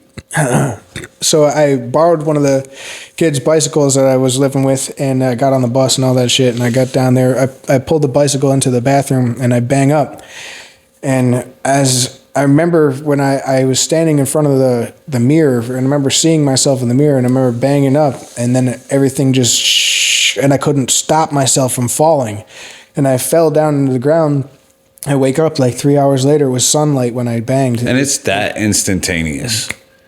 That's you can't fight it. You're done. Even if you had Narcan on you, you couldn't grab it, and you got to have another fucking person. Listen, when I was away, bro, on that vacation we talked about earlier, I was in there with guys that were like that had gotten so low that they would like shoot up with puddle water, dude, or like shoot up Gatorade, with your own spit. Or fucking anything. Like, if it's fucking fluid, then you can pull it. You toilet water, fucking anything. You will. It does not matter. You're a heroin addict, dude. What the fuck you care about toilet water? It's just, it's crazy to me though, because like the thought process of it, like is like, does it come with that type of filth? You know what I mean? You degrade into it. You degrade into it, That's right? what happens. You lose a piece of yourself every single moment of the time that you're engaged in this activity. Yeah. And then you come to a point where you're not human anymore. You're just like... You're not there. You're a shell of yourself. Right. It's hard to explain. You aren't... You're there. You're a shell, and you have a heart, but it isn't yours. It's something completely demonized and taken over. So everything that you're talking about is influenced and geared to get you a gain. Everything. Every single thing that you do is only engaged. You only engage in things that you'll gain something from. Right. So if you're going to get a breadcrumb from it, you're going to fucking sit there till you get a loaf of bread out of that fucking thing, milking a breadcrumb from. Every single thing that gives you a gain, that's where you're going to attach yourself. But this is chasing the dragon. And to feed the dragon, in order to continue fucking going to get high. It is. So when you come down off of it, does all the weight of the world come crashing back on you, like to make you want to go back to feeling? So 2 things happen. So you have your physical and you have your mental. So like the mental shit is what will attack you first, and because you know it's coming. You know it's coming, and then on top of it, you have all the dirt you did that day to get high, and the guilt you got to deal with because yesterday you did a lot, but you forgot because you're high and you don't really remember the pain you inflicted on society to get high yesterday. Yeah. You're dealing with today's guilt and all the days before that, and it's just like fuck. And then little flashbacks coming to this person you did this to, and it's just like fuck, I was that evil of a fucking person. And all this stuff, you start seeing like, shit, I was not a good person, blah, blah, blah, blah. And then you're like, fuck, I need to get high, and then your body's just like, bitch, I'm not going to work. You need to get high. It's just like, I had to explain this to my parents one day when I was trying to get through using drugs. And I got caught using them, and I was just like, Pop, I was like, the best way I can explain it is don't drink water for 3 days. And talk to me on the 4th, if you can. And that's where I am. I'm between that 3rd and 4th day every second of my life. Right. Because I need this You're water. teetering, right. And water is it's right in front of us. But that water is really fucking special and hard to source. And it's all this other stuff goes into it. And it takes your whole being in essence in order to acquire and deliver it to yourself every single fucking day. Yeah. And your body makes it so that that's the only and money thing ain't you endless. can do. Right. No, money is not endless. And you have to get, dirt is the only, that's why I said 3 months. Because when a new user when they're not a drug user and they come into the life, they got 3 months until they're tapped. So like anybody that's worth their salt in the drug game, they're going to see a fresh guy come into this stuff, and they'll give them rides. Yeah. They'll be like, "Oh, hey, what do you need?" Blah, blah, blah, and milk the fuck out of him because the secondary income that the guy has that he doesn't even realize he has. He's getting milked. It's just like your kindness will be fucking drained from you. So and then after 3 months, he's callous. Now he's one of us, and he's going to fucking see that that's how he was marked and do the same thing to somebody else. Yeah, which is wild too, because it's almost like the drug is like feed me. It is. Feed me souls. That's the only thing it does, dude. Feed me souls, dude. Like it's just because I saw it happen with one of our homies, and somebody had put him in a position where like, because he was used to doing like prescription pills. Mm-hmm. You know what I mean? And they were like, well, why would you eat 10 of those, 50 of those a day when maybe you sniff this and fucking it's $5. $10. They broke it down. Yeah, but like that wasn't him trying to even be deceitful. That was him trying to be like, he was connecting with another guy that's using opiates. Like, yo, I'll show you how to do this right. Like he wasn't. That wasn't even him being demonic. Someone being demonic would be someone. But you already know the devil though. You do, and you're both friends with them already. But that's what I mean though. Is so when you're already friends with the devil, you already have the devil on your back. Like, nah, get him. Yeah. You know what I mean? But in that moment, it's not, I don't look at that as being helpful at all. You know what I mean? No, it's like, you're not in the brain to understand. That's I understand where it's coming from the addict brain, for sure, because it makes sense. You know what I mean? Coming from the non-addict side, it's like, oh, all right, that shit is fucking demonic. Like, it's it's hard to tell what the real demon is. Is it the heroin? Or is it the prescription pills? Or is it your own lack of trying to fight the shit off that's making you want to use it to begin with? Like, because no matter what, take the heroin and everything away, there's going to be a different intoxicant that'll take you just by the balls, just like that, and give you just the same pain relief. Don't get it twisted. Any vice will get you. It's just like, all right, where's the demon in here? Am I the one producing this demon by these decisions and my lack of information and indecision making here? Yeah, this is 100%. I built this monster that I am now, and that was by me not making good decisions. If you understand, regardless of what the fuck anybody has to say about this shit, you can be the dumbest, most uninfluenced person in the entire world and have the most vampirish people with the biggest teeth in the world in the drug game coming at you. But if you have the information as what a drug will do to you, and you understand, like, all right, this is the consequence of this drug, you will never fucking do it. Yeah. Ever. And if you do, it's because you want to swallow a bullet right there. And that's the only reason why I fucking did it too. So like, I guess I just canceled that whole argument out, dude. Right. So with suicide, when you're at that fucking low of a state of mind and you don't give a fuck if if you even get a chance to take the next breath of air, if you don't care about that, it's an easy choice. Dude, the whole world is an easy choice. You want to die. It's just not good, man. Like that is where pure evil lives. And that's got to be like the seat of it. Like if you're an evil person and you're seeking power and all this shit, you were at a suicidal point in your life. You were at a point where you were so powerless over your own whatevers that you were just like, I don't want to fucking live anymore. And maybe that's where all the evilness comes from. I don't know. But yeah, but there's different types of people built in those moments. Yeah. You dig what I'm saying? So like the people, like I know what I went through as a kid. You know what I mean? I also found a dead guy. Like my sister and I found a dude that had OD'd on heroin, scared the shit out of me. But at the same time, How old were you? Me, I'd have to ask my sister definitely, but probably around 12, 13. You know what I mean? We found a dude that was banging dope. And fucking, it was the craziest thing ever, man, because he was locked in his apartment. We have no idea how long he was dead. He was purple. He had like rigor mortis, you know what I mean? And like his girlfriend was like trying to beat down his fucking door, bro. And it was like kind of a back apartment. Yeah. And we just heard the commotion, you know what I mean? And she was like, nah, I swear to God, I know something happened to him, blah, blah, blah, blah, blah. And we helped her get in, and homie was killed over his fucking weight bench. And like he's just needle in the arm, Sobe cap, you know what I mean? Yeah, that shit'll stay ingrained in your head the rest of the time too. Bro, look, dude, I'll never forget that man's face. You know what I mean? Because when I I tried to grab him, you know, I pulled him over, literally like a statue, in place, stuck in place, whole body just. And I was like, yeah, dude, you're bugged the fuck out.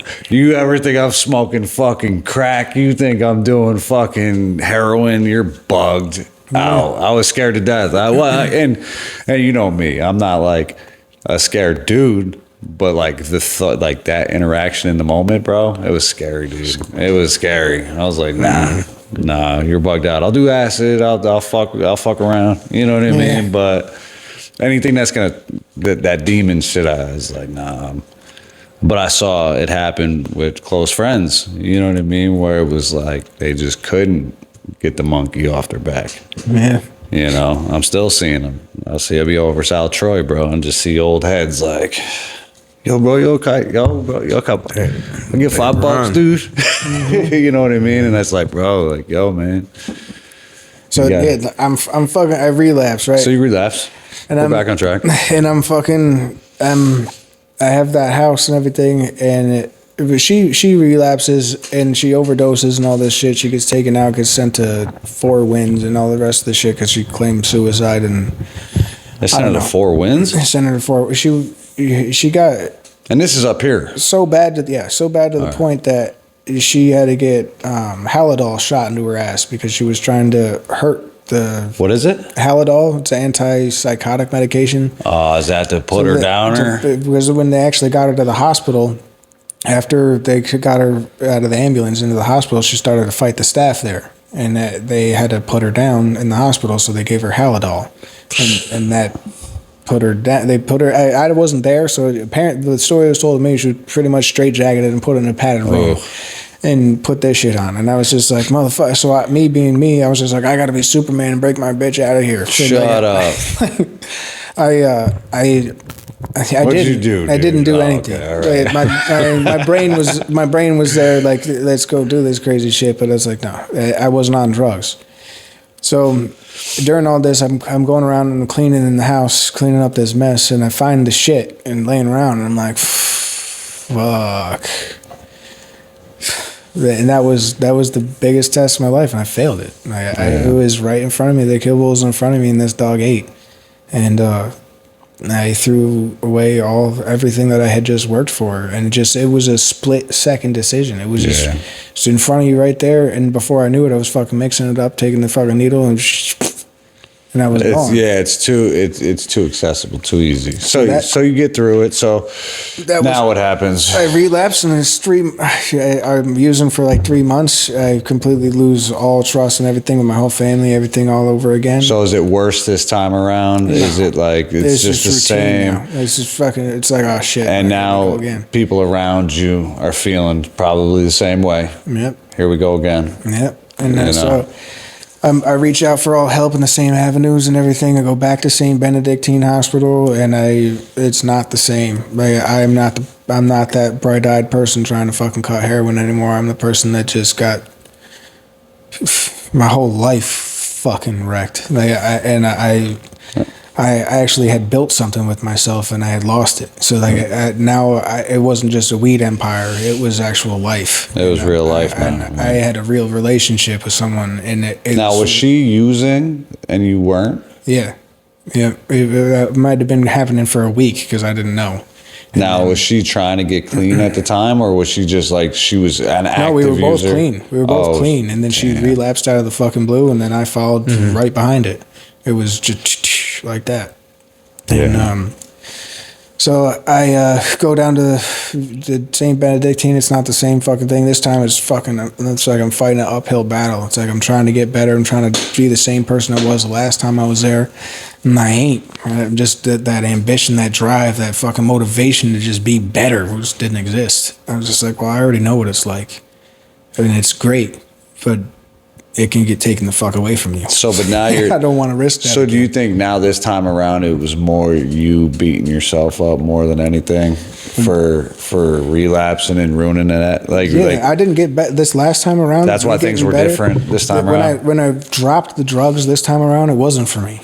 This time around, it wasn't. It was just because of the guilt and shame of it wasn't because I wanted to be better. It was just because I wanted everybody around me to think I was better. Right. And it wasn't genuine. But it ended up being the most genuine thing that I ever did. But in the beginning, I just was like, I'm just going to do this shit to fucking appease everybody, get back on the good side, and continue doing my fucking shit. Because I was pretty damn good at hiding it as long as I didn't overdose. But I couldn't hide it anymore, and Vinny fired me. He didn't even fire me. I just didn't go into work. I was just like, I can't face him right now. Now, did he know you were dealing with this? Everybody had to have known. There was no way he couldn't have known. Like the way I was acting, there was no fucking way he couldn't have known. So I don't hold that on anybody. Nobody called me out. Nobody did shit. But I just didn't go into work. And then Vinny was just like, what's going on? Blah, blah, blah. And I'm just like, my mom had gotten pancreatic cancer at the time too. And so I thought I was going to lose my mom. And so the heroin was helping me pretty good right there. And then I was just like, all right, well, shit. Like if my mom dies and I'm a fucking heroin addict, like what the fuck what the hell was everything on all that thought came back to my head. It's like you were cared for as a fucking baby. They looked at you with all the promise and hope in the whole fucking world, and your eyes emanated it fucking back to them. Don't let that be a fucking lie. Don't let that be real. Let that be the only fucking thing in this world that was true and real, because their love at that point in their time in life from both of them was the most real and genuine thing I'd ever gotten. And I don't know how many other people in the world get to experience that, but I got to experience that when I was newborn to 1.5 years old. And I kept on thinking about that, and I'm just like, okay, I gotta be the best thing I can be here. I gotta fucking get better. I gotta be better, and I gotta be fucking Superman when I do it. So when I got better this time around, I ended up back at the homeless shelter after the rehabs and shit. How are you doing after the rehabs at this point? I'm struggling like a motherfucker. I'm depressed. My brain is awry. Like I don't know what the fuck way to. I don't know direction. Nobody giving a fuck about me at this point in my life because I fucked everybody that came into mine. Sure. So I burnt every bridge that I had, and I'm standing in Saratoga, and I worked at the hookah bar, and I was living at the homeless shelter, working at the hookah bar, going to Spark Outpatient. And one day, Vinny was driving by me, and I was just like, "Well, Vinny," and he was like, "What?" And I seen him, and he was just like, "I'm opening up another barbershop here in Saratoga, and I might need you." And I was just like, "What?" My whole fucking demeanor changed at that point. I was just like, "I can be a fucking barber again, working for you." Fuck. And then the next morning, I woke up at like 6 o'clock in the morning. My whole life changed. I was just like, nope, different. And I don't know. I had like a purpose again. Right. I was just like, okay. Then he opened up Vinny's Barbershop in Saratoga, and Jake Dunkelbarger and myself, Jake Uncle Barber and myself were the only two barbers in there for a while. Like for the Now, first, how are you 3 doing months. in your evolution as a barber as well, though? Like, so, like, we didn't really get much into, like, how you got out of Austin school, right? And then how are you doing out there? Or, yeah, how are you doing out there, like, in the world, like, of barbering? Were you, like, as nasty as you are now? Like, or was it, like... Well, my words, if you asked me back then, that was the craziest thing you ever fucking met. That was Sure. the best fucking... I was a salesman. I would have slaughtered anything you put in front of me. So like, that's how I was then. It's kind of still I am now. Sure. So like So you were hungry. I was hungry. I learned fast. I did what I had to do, and like my barbering skills, they're good. I'm not the best barber in the whole fucking world, but I know how to fucking make money, and that's where my skill is. My skill is generating money. Sure. And barbering Dude, listen, generates a good amount. You're of being fucking money. modest. You know what I mean? And I get it. I'm just saying. You're like, you are a really good barber. You know what I mean? When all them tough haircuts come into the barbershop, who's taking them? You know what I mean? True. So that's a level of experience and a level of doing it. But I was just wondering, in that moment, in that time frame, while you were actively in addiction, you know what I mean? Actively in addiction, you wouldn't have been, if you were in my barber chair, good luck knowing that I was high on heroin. Like it was good luck, like knowing, unless you knew me and knew my tics, there was no way you would have been able to tell I was high on heroin. Sure. You couldn't. So like, and during that whole time, you're not really looking at your career, you're not judging stuff, you're not really caring. You're just like, all right, money's in my pocket, and I'm spending it later. That's just how it's That's gonna what fucking it, be. that's what it is, right? And that was only a very small part of my career, though. That might have been like 4 to 6 months of actual, not even 4 months, maybe 3 months of actual use and barbering at the same time. Oh, really? Yeah. And then I stopped showing up, and I left, and then eventually, all the rest, I went to rehab, the rest of the shit, and then Vinny's like, blah, blah, blah, I'm opening another shop. All right, so you got right back to it. So Got right back to it. And Jake and I were the only two barbers in there for 3 months, and I found another barber, hired him, Reed Cunningham, another guy that was in the homeless shelter. And so we had 3 barbers, and then we got another dude, Alex Barrow, and he works at Fractal now. And so we grew the barbershop, and the first month that I was there, the barbershop grossed $2,200 for the fucking month. I was just like, okay, that's not really that good. Right. So I was, in the beginning, I'm just like, is Vinny using this as like a tax write-off? Like, what the fuck is he doing? Trying to lose money? How is this a Vinny operation? Like, this doesn't smell like Vinny at all. And then the month that I was just like, okay, like I'm exhausting my friends here and shit. Like, the month that I left was $17,500 grossed. And I was just like, okay, I've been watching this grow for a while, and I understand how this operates. I understand how Vinny would want that. That education alone is enough for me to open up a barbershop. And like 4 or 5 months before that, I had people constantly coming in there talking about Bitcoin this, Bitcoin that, blah, blah, blah. And I'm just like, all right, well, fucking Bitcoin, that sounds good. So I took $4,080 and I bought 2 of them in 2016. And at the end of 2017, they both were like $19,701.48 each. I was just like, mother of God, like, what do I do with this? Because I don't know what the fuck I'm doing, and this is a fluke that I made this, because I don't know what a Bitcoin is. I don't know what any of this shit represents, what it means. I just know I have it. And now I can sell it. And now I can sell this shit. So I'm just sitting there, I'm like, all right, well, I can buy Ethereum, Litecoin, this and that. So I diversified my wallet there, and it just didn't feed anything. I was just like, all right, this isn't feeding like Bitcoin. Every night I went to bed in Bitcoin, I was making $700 by the time I woke up. So what the fuck is this? Right. That's long-term money in investing, and I had no idea what the hell that meant or what it entailed or what kind of brain you have to do that. So I was just like, all right, this is going to waste my money. Slots, gambling, all that's going to waste my money.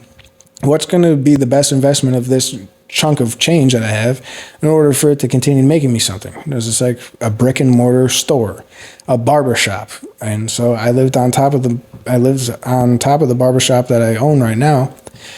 And I went to the landlord and I was just like, hey, how much would you rent me this space down here for to open up a barbershop? And he kind of laughed. And he's just like, well, what do you mean you want to open this into a barbershop? It's a piece of shit, and blah, blah, blah, blah, blah. It was a brown paper bagged up fucking guys. Piece of shit, like hole in the wall store in the middle of the hood of Troy. Yeah. So it didn't really have much hope on it, but it was on a corner, and I lived on top of this thing. I'm convinced it was perfect timing. It was, too, bro. Dude. I told you about the dream. Yeah. I've had a dream since I was a fucking little kid. Not a little kid, but I had a dream about this. Long story short, I had a dream that I would own a business right next to a pizzeria and live on top of the fucking thing. And it's what I'm doing right now. But regardless, I go over and I ask him, I'm just like, how much would it be to rent that space? I'd like to turn it into a barbershop. He's like, you're going to build it out yourself. You're going to blah, blah, blah. I'm just like, all right, tough guy. I'm going to do it all. Yeah. And yes, I have the change to do it. So that was the hardest pill for him to swallow, was the fact that I had the funds to do what the fuck I wanted. You got to understand, they were skeptical too. And rightfully so. I would be like a week late on my rent constantly with them. Okay. They're like, oh yeah, you got money to open a business, huh? Like, why were you a week late on rent last month? It's like, all right. I came up, motherfucker. That's what happened. So like, I rent the barbershop from. I get the loan. Not a loan. I get the lease from him for the barbershop, and I open it up. And this place is in shambles. It's in complete shambles. Like I had the walls needed more sheetrock just put on top of it, a whole nother layer of sheetrock put on top of everything, because there was 10,000 holes put into the sheetrock before it from sneakers being just put on shelves and rolls all over the place. It just was falling apart and shit. The drop ceiling was all moldy. The floor was 4x4 inch pieces of like cement colored tile. It looked like a prison bathroom, like little tiles like that. Half of them cracked and shit. I'm like, all right, we got to put a new floor in here. The bathroom didn't have a working sink. It didn't have the toilet. I don't even think was hooked up. There was a toilet in there, but we got another one and brought this used toilet. We built a bathroom out of something that was trying to be a bathroom. And so we have, if you ever go to my barbershop now, it's kind of funny. You go into the it's like his room doesn't belong here. You can tell. Yeah. But it works for us, and it does great now. But yeah. Yeah. So this is what year you move in? This is 2018. So 2018, you come in. Anybody that wants to see the pictures, then go on your profile or Flipper's profile. But in the beginning, this place was, you had to build it all out, right? And this is, this is 2018? So we're 2 years before COVID. Yep. Right. So you got 2 years to get going in there. You pad the place out. Now, how was business at first?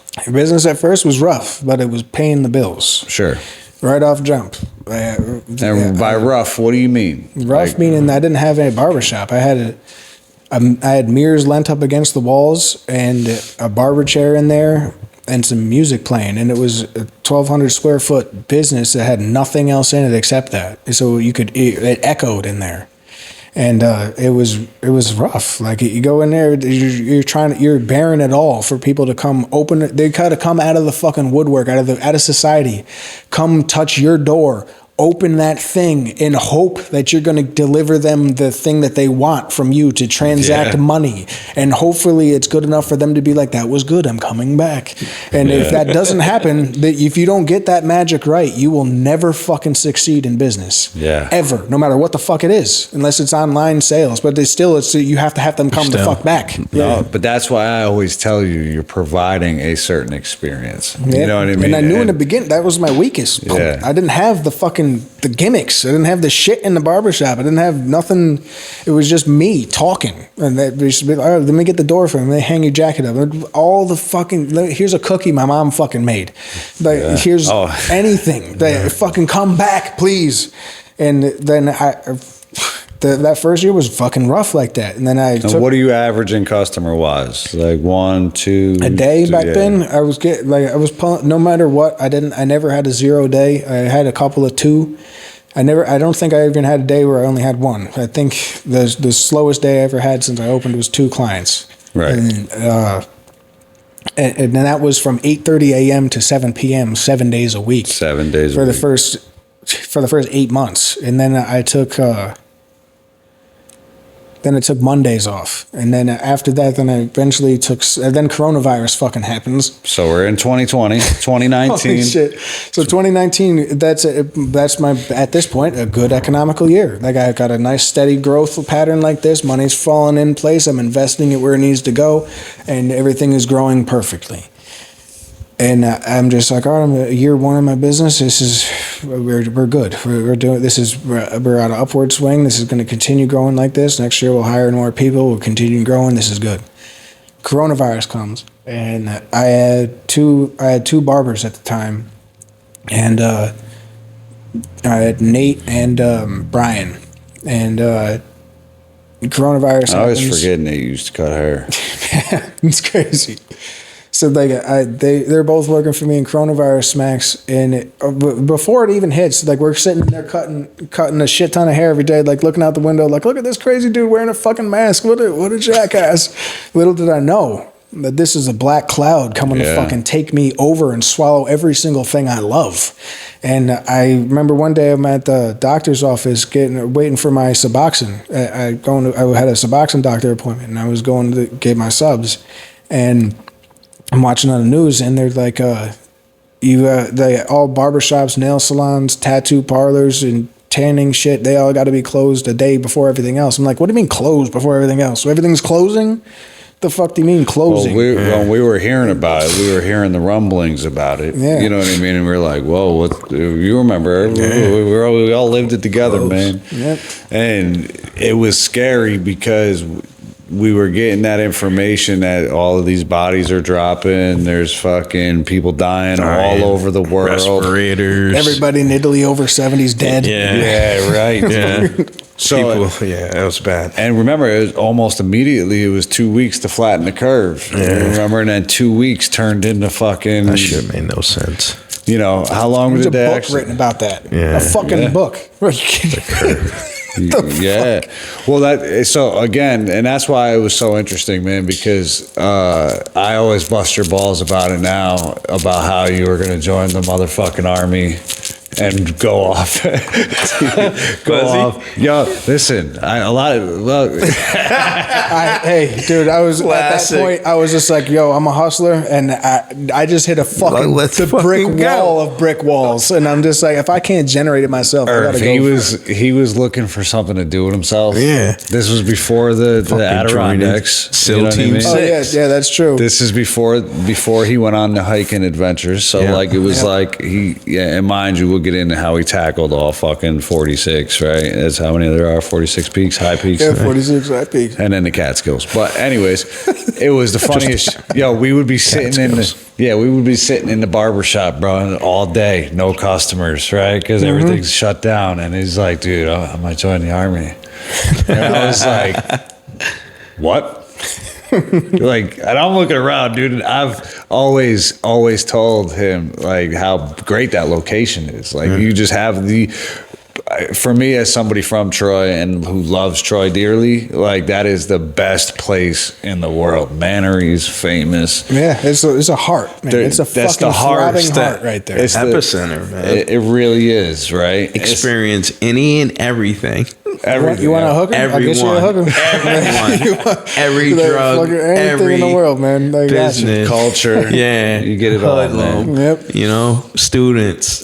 It's just the whole. I'll cut an ADA's hair, and the next person I cut will be someone he's going to put away for 10 years. Like, ain't this some It's fucking crazy, Yeah, it dude. really is. It really is, man. But it's funny because like I tried so hard to talk him out of it. Like you had gone and talked to the recruiter and shit, and You're he's gonna like, ship out? listen, he was gonna You'd give have the been nasty, though. he was gonna give the barbershop up, bro. And I was like, dude, you can't. Like you just can't, dude. You gotta fucking. This You're shit's like, gonna there's change. no way. You know, Yeah, I am. yeah, I'm super yeah. optimistic. You know what I mean? Like, yo, no, this shit's gonna change, bro. We're gonna fucking beat this, and in 2-3 years, you're gonna be fucking sitting on top of a mountain. Yeah, but when you hear that shit, it's just like, all right, you know, you fucking know. Yeah. Little did you know, I had no idea that 4 years from there, I'd be fucking what? Yeah. There's no way I could have forecasted that this happened. You took the gamble, though. You took the gamble, and again, during COVID, I wasn't in business for myself yet. You know what I mean? So it's like, for somebody with established businesses like you guys had, you know what I mean, was like that shit fucking hurt. I lost 60,000 in revenue that year, and another 35 in 2021 from projected. And it's straight up the baseball bat. Like when you're building 50th business, episode, baby. Hit that subscribe button. hit it. Yeah, so go ahead, Johnny. When you're going up like this, and then it's going like that, and you're like, okay, yeah, and nothing you do, not one fucking thing at all, made it go and go straight down. It's just like, okay, no, there's no school or education that could have taught you how to deal with this shit. Like, No, the only it's on thing the that you fly. could have had in place were contingency plans, other forms of investment, or a diversified portfolio, which I didn't have. Any of those things. Every piece of money I had was invested into this barbershop. Well, that's what was crippling about the COVID, though. You know, it's just like it really made the world have to maneuver different, you know. And the government, bro, just put the fucking clamps. Remember, it was like the 6 feet shit, the masks. They turned humans. I remember I was hiking in the Adirondacks once, and I stopped at a gas station on my way home to go grab something to drink or whatever. I go in there, and there's a fucking female bitching at a Middle Eastern guy that's owning it, calling him every fucking thing in the book, like every racial slur there is against them. And it's because he asked her to put a mask on because New York State told him that he can't have any customers come in there without a mask on. And that's all he was trying to say. It's like, yo, bitch, I can't make money if you don't have a mask on. I can't serve you. Like, Right. And for some reason, he let New York State have that reign on him. And someone that's weak in the mind like that, you gotta give him a pass and be like, okay, so like this guy doesn't understand that they can't actually come send the Gestapo and rape your house. Like you can be human, but he didn't understand the disease. Neither did anybody else. And at the time, it was so fucking early, nobody knew what the fuck was going on. So like, just respect scary. another person a little bit. If they're that cautious and that nervous about it, respect them. Don't push your own shit on top of it. If it ain't gonna harm you at all, and your point ain't gonna be fucking heard, shut the fuck up and just go with the flow. Like, just put your head down. Well, again, like you ain't said, gonna do what revolution is gonna come from you being like, I am blah blah blah. Yeah. Shut the fuck up. Well, again, during that time, we saw people eating themselves alive. Same thing with this election. You know what I mean? Was just like they ate each other. It was like, oh no mask. Pro mask, no mask. Yeah, it was insanity, bro. But like you said, everybody should have their own fucking option of what they wanted to do, you know. And so COVID's happening, bro. We're at like shit. What was COVID? Was what, a year? Maybe 2 years. 2 years. Mm-hmm. You know, of fucking straight nonsense. So how did the business do during the 2 years? It struggled, just like everything in this whole world. And I wanted to join the army. I was just like, all right, like if I can't run a business and make it so that I can generate my own income, if I can't rely on myself to generate my own income, I need to rely on a super ultra credible source to pay me until I'm fucking dead. And the only thing that I could think of was the United States government. I was like, that shit ain't going nowhere. I was just like, what job can I get for you guys? And I was just like, okay, I can be an infantryman in the army for you. So I was just like, that's what I'm going to go do. So I went to the recruiter and I was just like, what do I got to do to fucking join this? And they were like, oh, you got to go do this, and this, get your arrest report. I had like a Bible's worth of a record. And they're just like, oh yeah, we'll get this move. We'll get a waiver going for you for this and that. And somehow my dumb ass could have fucking joined the army. And I was just like, okay, this is crazy. And then towards the end of it, my barbershop's going like this, and like right around where I'm starting to make the decision, like, am I going in here or not? My barbershop starts going like this, like exponential curve. Like it went from 3-5 people a day to 15, and it's steady, 15. And I was like, what happened? school started again. The RPI opened back up, and these motherfuckers needed haircuts, and they came in with all these self-cuts that they've been watching off the internet all the time. And I'm just like, thank God. It's like, let's fucking fix these bitches. So I did. And that started the regrowth, and I took my energy back, and I was like, I don't need the government. But if it was there, I would have taken it. You also found hiking, though. True, and then I found hiking. So that was in the middle of that. So I feel like that's where you had found your peace in dealing with. I had to find something, something in order to calm my brain down, because I'm teeter-tottering here in life. It's like my life was projected and planned and already walking down this direction. This lightning bolt comes in, it's just like, and now I've generated this whole entire other direction for me to go off into. 3 years from now, I'm going to be a completely different person, no matter which fucking direction I take. And it's a knife's edge. And in my head, I'm like, what's going to benefit me the best? I'm going to benefit me the fucking best, no matter what. And I know this. The government's never going to wipe my ass. Nobody's ever going to fucking take care of me the way I need to take care of my fucking self. So I'm going to own my own fucking business, and I'm going to rock this shit. And that came to me while I was hiking in the fucking Adirondack Mountains, taking on another fucking challenge that was almost impossible that I defeated. But I'm out there climbing these mountains, and I'm just like, son of a bitch, like you got to pick something here. And that decision, I would be able to clearly think about that in the mountains. When I was in society, in the hustle and bustle of the world, this person, oh, I need this, I need that. Can you take care of this? Can you take care of it? You can't think in all of this. You cannot make a sound, rash decision for your solid future with all these people needing things and giving them things. So you have to remove yourself from this and put yourself into a place in complete isolation. And when you don't have another human being around you, I had my dog, but I would go walk 20 miles in the fucking woods over 5 mountains completely alone without another human being anywhere near me.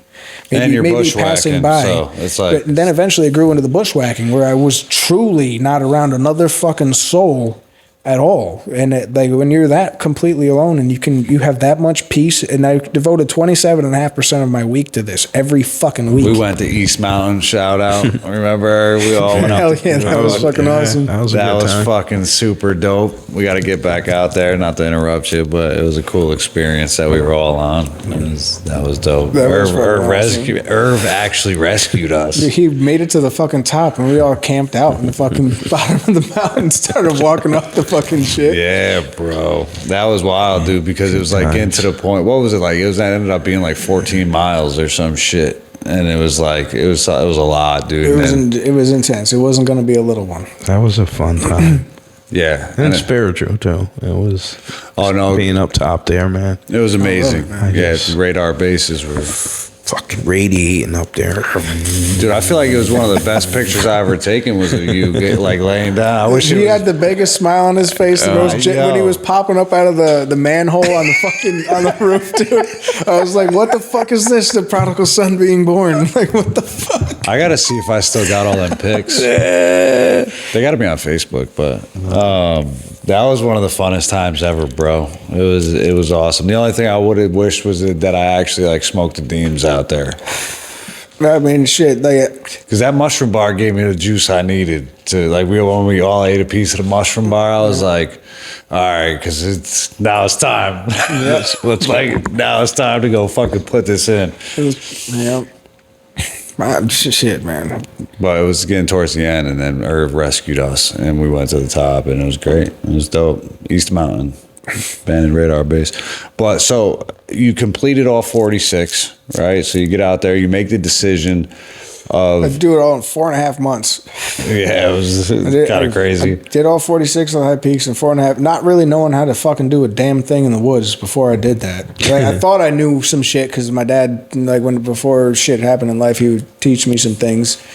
But it was all in good lecture and all that, but how useful it was when it came down time to using it, it wasn't really that useful. So I had to learn everything from equipment to reading a map, because all trails wasn't something it wasn't used. You couldn't really use it like that in 2020. It wasn't developed to a point where you could have it without having constant connection out there, to the internet. yeah. So now it has the satellite GPS on it, so you can have it without having to signal really? everywhere. So if you have the map shit. pre-downloaded on your shit, you can have it anywhere you fucking want, as long as you have a clear view of the sky and there's no trees blocking you.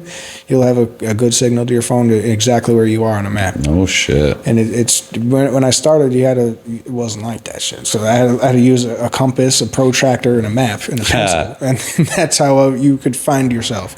If you're bushwhacking and shit like that, you need to find 3 points that are around you and cross section them on a map, so that, because the first section you'll have a general idea, the second you'll have a very good idea, the third one you'll have within 1 meter of where you actually are. Right. So it's fun doing that shit. But you have to actually take the time out of your life to do it. There's no real purpose or means for it anymore. So that there's to sit down and learn it, it'd just be like learning calligraphy or something. You have to want to do that art. Well, that's it though. Is when you found it, it was in a moment of need. You know what I mean? It was in a moment of you needed to fill a gap and get that decision made. You know what I mean? So when you make the decision to keep the barbershop, you say fuck the government. You knew you were in for a long road.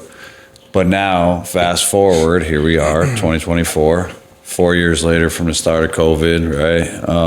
And that motherfucker is bumping down there. Yep. You just hung up a ton of fucking Christmas shit. Hell yeah, man. Yeah. Like, right, you gotta drive by my shop right now, and if you haven't driven by that in 6 years, it's not the same block anymore. Like, it's different. Like, first of all, the building across the street, Vicinnia, that shit wasn't there when I opened up my business. It was the ghetto when I opened up my barbershop. It was hood as fuck. Just a key bank where it wasn't even an open key bank. It was a closed down key bank. There was nothing in there. It was like, oh shit, that's where the hookers and crack dealers were at all day hiding long. behind the ATM. That's a good answer, bro. I always forget it was key bank. Yeah, bro. It was like an open market. Yeah, it was open air. Fucking here we are, like wide open. This is where Troy sanctioned it. Like, we will not arrest you here for doing your crazy shit. So and it's still kind of like that. Bro, they put a fucking multi-million-dollar apartment complex in the middle of it. For some reason, 4th Street was notorious. Like for remember back in the day, like it was notorious when what was the bar that was there? Eldorado's.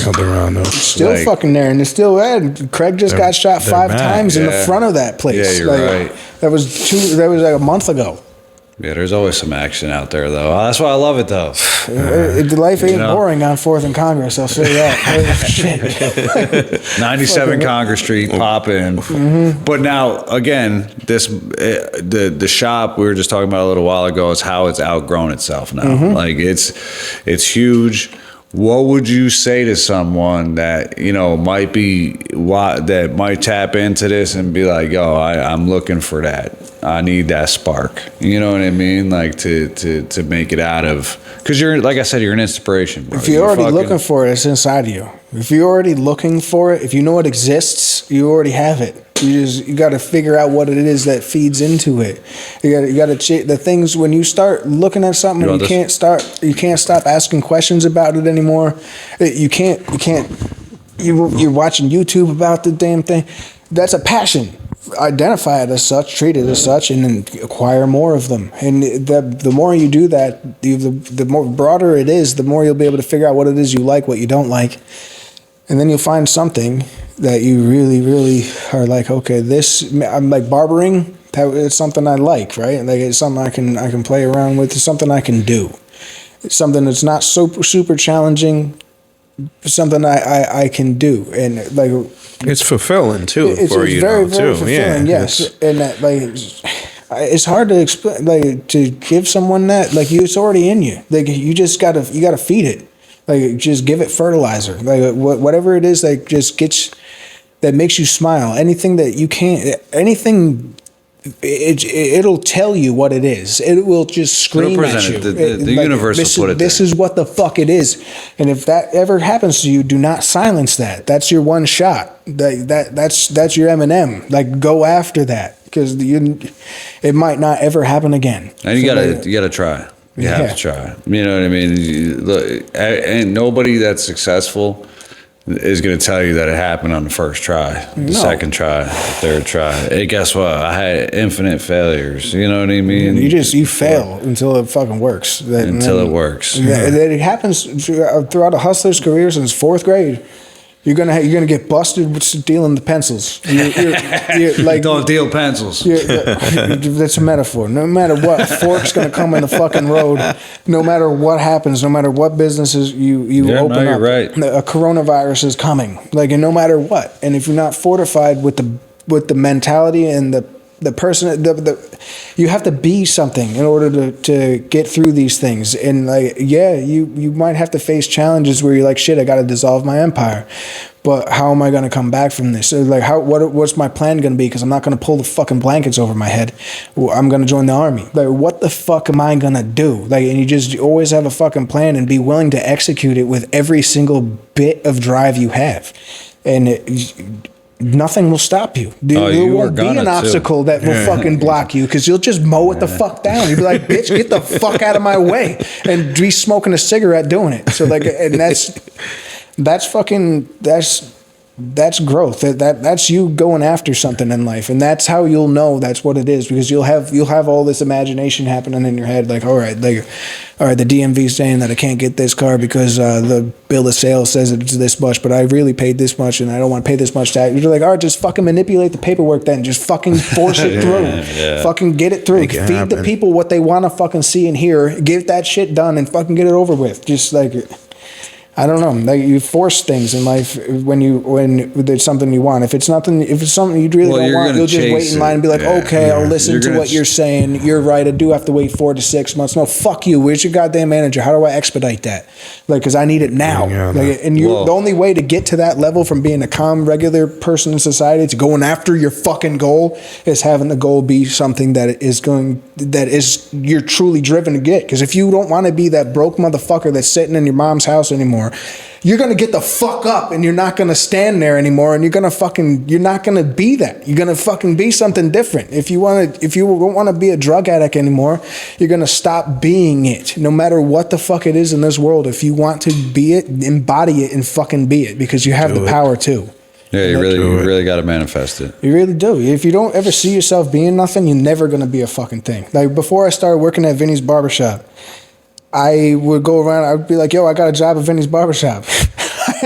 Never even talked to the man in my fucking life. And I envisioned it so much in my fucking head. It engulfed my own head to the point like I have a job there. Well, you're putting yourself in positions. And then eventually, bang! Maybe 3-4 days after that, I fucking went over. I was just like, I already told people I have the fucking job here. I got to get this shit. What do I have to do to work for you, man? Like, this is all the shit that you said I have to do in order to be a barber. And I showed her my 1-year coin chip of being sober, and I put it. I remember we went to Sarabella Pizza right next to the barbershop, and I'm sitting there with the coin, and I'm just like I've done everything that you've asked, and this is just the only piece that I have of myself that I can show you that I have any pride in it at all in my life. But I've done this for the past year, and showed him that I had that level of commitment, and he was just like, okay, you can come work for me. So I got that fucking job, and if I never did that, if I never envisioned myself doing this, I wouldn't be where the fuck I am right now. So it starts with that fucking dream and seeing yourself not being raggedy, not being on the bus anymore, not being in a homeless shelter. It's you with a full belly. It's with you with decisions that need to be made, and they're weighed, and other people's lives are affected by them. You become a person of matter if it's something that you truly want. If you don't want that, that's a lot of fucking responsibility. But tell them it also takes a certain discipline. Oh, yeah, it takes an extreme discipline. You can't just be this. Right. You gotta put in a lot of work. Dude, but that's, oh my God, a lot of fucking work. I've always said that's a lot. even with me and you, like, you have a discipline, bro, that's just fucking unparalleled. You know what I mean? And that's like, it really is inspiring. You know what I mean? To me, it's like, oh yeah, I want to fucking, I gotta, fuck that. I gotta, let's get it. I gotta own up now. You know what I mean? But it's like, some people can't find that discipline really to, like you said, sometimes there's an easier route. Dude, you know what I mean? When I started seeing the benefits of being a good person, before all this started, before I wanted to be better and all this stuff, I had no idea what a good person was. My idea of a successful person and the person that I idolized the most back then, they weren't great people. It was just like Goodfellas, The Godfather, things like that. Like, it was just like dumb shit, cinema put in your head, and it's just like, all right, that's what I'm gonna be when I'm older. No, like, they die, they go to prison, they don't reproduce, they have shit lives, and not a great life. It's just like, all right, well, I don't want any part of that shit. So like, it's just like, okay, who am I going to be? And then when you start defining who that is, and one piece of it becomes solidified, like, all right, that's my little corner. I'm a barber. Anybody tries to fuck with that, you'll kill them. It's just that you'll defend that with every piece of you, and even against yourself. It's just like, all right, well, I'm gonna learn electrical. No, bitch, you're not. You're gonna fucking learn better about barbering and get better at that. So you're not gonna diversify. You're a barber. Learn how to make the best out of that you possibly can, and you'll make way more money than chasing all these rest of these rabbits. Yeah. So it's. Yeah. I don't know. Like, when you start doing that, and it starts paying you a little bit, and you start after a considerable amount of time of doing the right thing, you start getting dividends. And when those dividends come back, again, it's the universe, bro.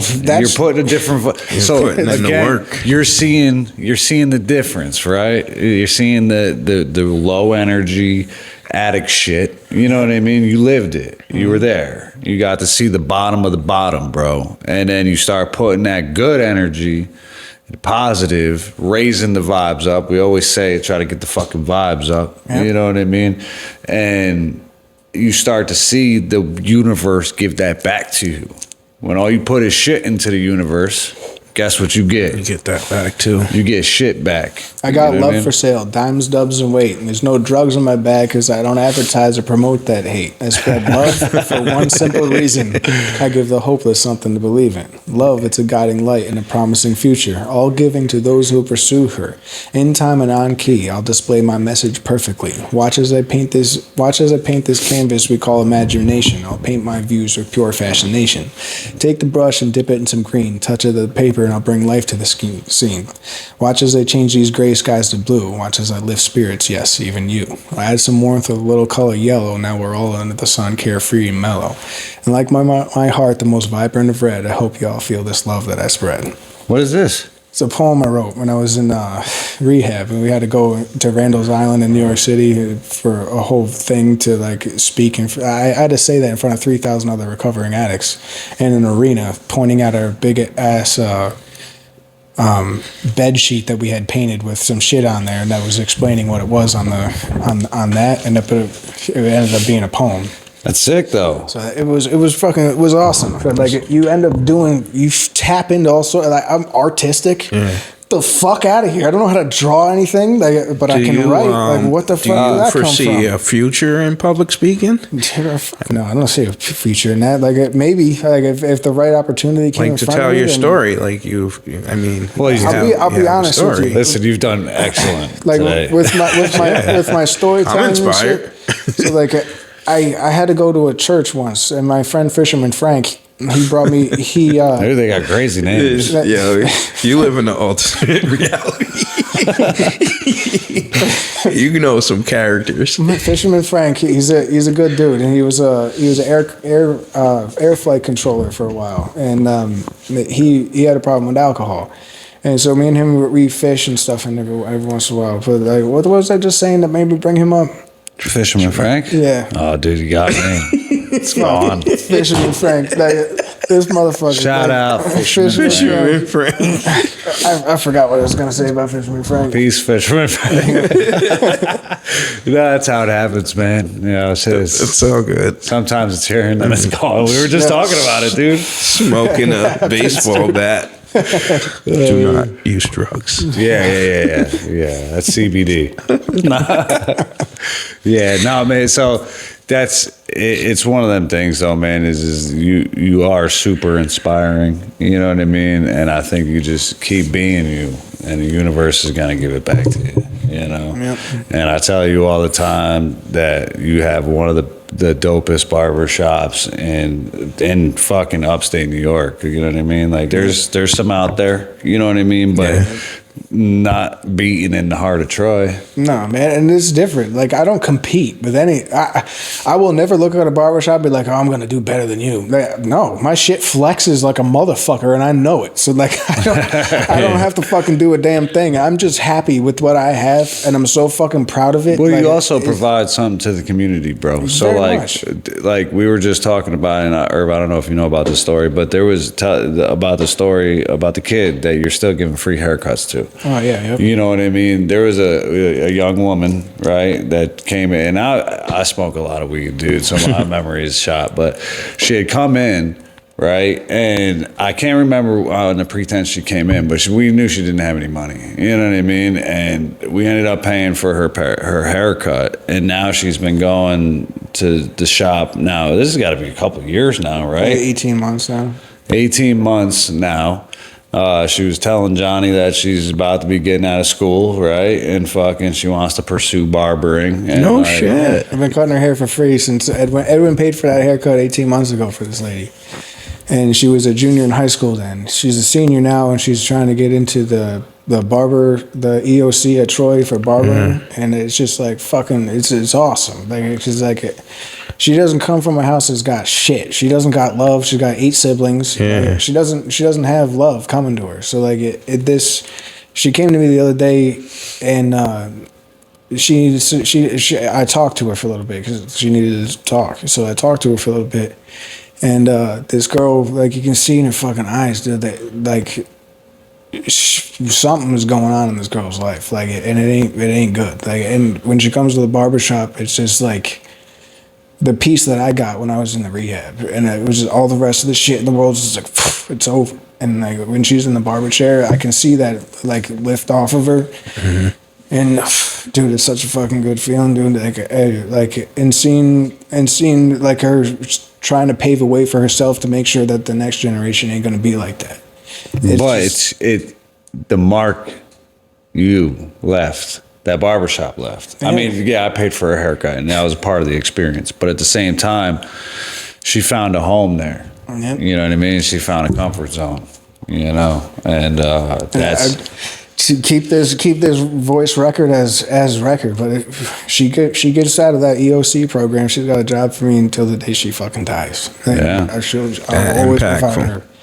Always be there for and that's just one example of, you know, because we obviously haven't even mentioned the turkey drive on this podcast, at least the turkey drive, toy drive. Yep. But those are our annual things, but those are the things that really you touch in that Troy community, bro. And I came from it. That shit is broken, and these kids, we always focus on them because that's the future, you know what I mean? Yeah. But those alternative places like a barbershop, she would have never gotten that at walking into like a city hall setting or you know, something like. No, and there's other kids in the neighborhood. Not saying it's relatable, but they come in there and they get a lot of influence of what they're going to become, and they don't like. There's a kid, you know him, the Kung Fu kid. Comes in the barbershop, the one that did the spinning kick in the basement and broke the ceiling tile into 1,000 pieces. Was I there? No, but I had a you video. Probably would have dropped them. You didn't record it? I did. Oh, I need it. I posted it on my Facebook. Oh, I gotta check it out. The first 1,000 view fucking thing I ever had. Shut up! I probably saw it, baby. It was awesome. So I put a ceiling tile on a coat rack in my basement, and it was sticking out like this. The kid jumps up, does a 360 in the air, kicks the fucking thing into 1,000 pieces, lands, and goes, Kia. And I was just like, get the fuck out of here. Like, this motherfucker just did what? I was like, you're hired. Like, you got my protection for life, man. Like, I love this. This is fucking awesome. And regardless, he doesn't have a dad. Like, his father ain't around and shit. Like, it's the same for a lot of kids that are around here. And so this kid, he's living with his mom and stuff. He's a senior in high school when I meet him. And he's a mama's boy to a point where he doesn't understand there's horizons past his front porch because his mom needs him that bad. Like, she's very codependent on this kid to a point that it's really not the best. And I'm looking at this and I'm like, okay, how do I get this kid to see the world? So I take him to go hike, and we do 3 high peaks. I took him for his 20th birthday. We did Wright, Algonquin, and Iroquois in the Adirondacks. And, I take this kid out there, and like, he's never seen a mountain, and he's never seen a deer, and there's maybe a hood ass deer that's fat as shit out here that's just looking like like that. Not some shit that's good. Not animals. Did you give him any prep? No, like, the prep I gave him was in Walmart buying the equipment. I was just like, it's going to be a little bit cold at night, not too cold because it's fucking. I think it was July when we went. So not a lot of elevation though. Like, it was 5,000 feet in elevation gain for the kid, but and 20 miles. I think total elevation gain for all 3 mountains was like 12,000 feet. So like a shit ton of going up and down these mountains and then back out to the car. How'd he do? He did great, except for when we got done, we went to a diner in Lake Placid to eat normal food again, because we just spent 3 days and 2 nights in the woods on fucking shit food. So we go to the diner, and this kid gets beef stroganoff, and we're sitting outside eating it. I'm just like, hey, how you feeling, buddy? And he's just like, good. I'm just like, that's good. And he just gets quiet. He turns green. Oh, I'm just like, what's good, man? He's just like, not on me, motherfucker. He turns around and he pukes all over the entryway to this fucking restaurant. And I'm just like, oh shit. Like, okay. So like, I pushed it a little far with this guy. Like, most people can't do 20 miles like that. Like, and I just, okay, I understand. I think I put the whip to his back a little hard. Yeah, it was. That's first trip. Yeah, it's probably, you might want to do a couple rolling they hills. kept on like, it was Nate too, and they kept on trying to take too many breaks. I'm just like, we don't have a time schedule, but motherfucker, move. Let's like, move. Yeah. I'm not gonna stop every time your knee hurts. Like, we're gonna fucking get to the top of the damn mountain as a crew, and we're gonna enjoy it up there, and then tell me how much you hurt, and then we'll get back down to where we need to go. It makes more sense to just, to me too, is just don't fucking stop. If you're gonna hike with me, don't fucking stop. Like, conveniently, unless you absolutely have to. Conveniently, we stopped to roll a blunt when Irv picked us up. Remember on mine? We were like, you know what, fuck it, let's roll up. Yeah, so he had fun out there, and then he comes back. It's the only thing the kid talks about for like 6 months, and it's like, it's the only experience he has, even to this day, probably. And it's just like, well, you never know. You might have inspired him to do more. Whatever he can. True, and I gave him all the equipment. It was like $400 worth of shit. It was just like, go ahead and keep all that. Like, do whatever you're gonna, urban camping, whatever you want to do with this stuff. Like, go have fun. Like, experience some shit. The kid like starts talking to me about business and stuff. I'm like, yeah, like, start training people. Like, you're really into the physical stuff. Like, train people and charge them. And he's just like, how do I do that without certificates? And I'm like, confidence. That's all you have to do. You have to have confidence in yourself that you're going to deliver a result. It's not fake. It's you confidently being able to deliver a result to somebody else and you charging for that. That's an integrous act. That's not bad. So like, don't ever feel that way. It's not a snake oil salesman. No, because if you truly believe in what you're fucking selling, there's no shame in this. So then he's a good, right person. So like, he wasn't going to try to scam a single person. And I don't know, like it's so many people in like Amir came in, the grandkid of Famous Lunch, comes in the barbershop the other day, and I used to have him sweep the hair and the floor and everything in the barbershop, and now he's graduating high school and he's going to be a car mechanic. Hell yeah! It's just like, fuck yeah, man! Like, that's awesome. Like, you know what you want to do. Like, that's fucking. Yeah. But that's what the real community shit is, though.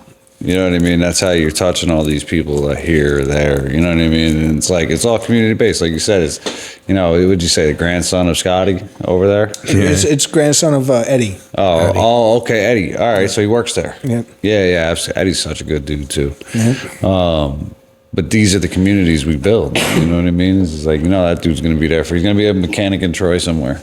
Yeah. Maybe he takes it somewhere else. Who knows, dude? But it's just fucking. I've been a barber 12 years. And in these 12 years, man, you see people's lives going. You start cutting their hair, they're in high school, then they graduate college, and then they're married and have a kid, and you're just like, what the fuck? Yeah. Like, and I look the exact same, and nothing in my life has changed except for my bank account. Like, what the fuck? And then you look at yourself, and you're like, damn, the drugs, all that lifestyle and everything, it prevented me from reproducing. It prevented me from making this mistake that I see so many other people making, and that's reproducing with the wrong person. So I never got that chance to do that, so I don't have a baby's mom and all the rest of the fucking drama that comes around with this shit, but I also don't have the fucking kid. And that's something that, like, shit, that if you were to tell me that before I started doing drugs, I never, ever, ever would have ever touched them. You know what, though, bro? The universe will have it its way. You know what I mean? So it's not too late. No, it definitely it's never. It's never Drop too the biscuit. Yeah. Come here, girl. Right. Come here, sweetie. Again, but you don't want to. But we have made mistakes though with, like, you know, because, like, obviously, like, I made, like, Cam's mom. He'll tell you. You know what I mean? Like, she was probably not the best person to. This fucking guy went through it. You know what I mean? Have a child with. You know what I mean?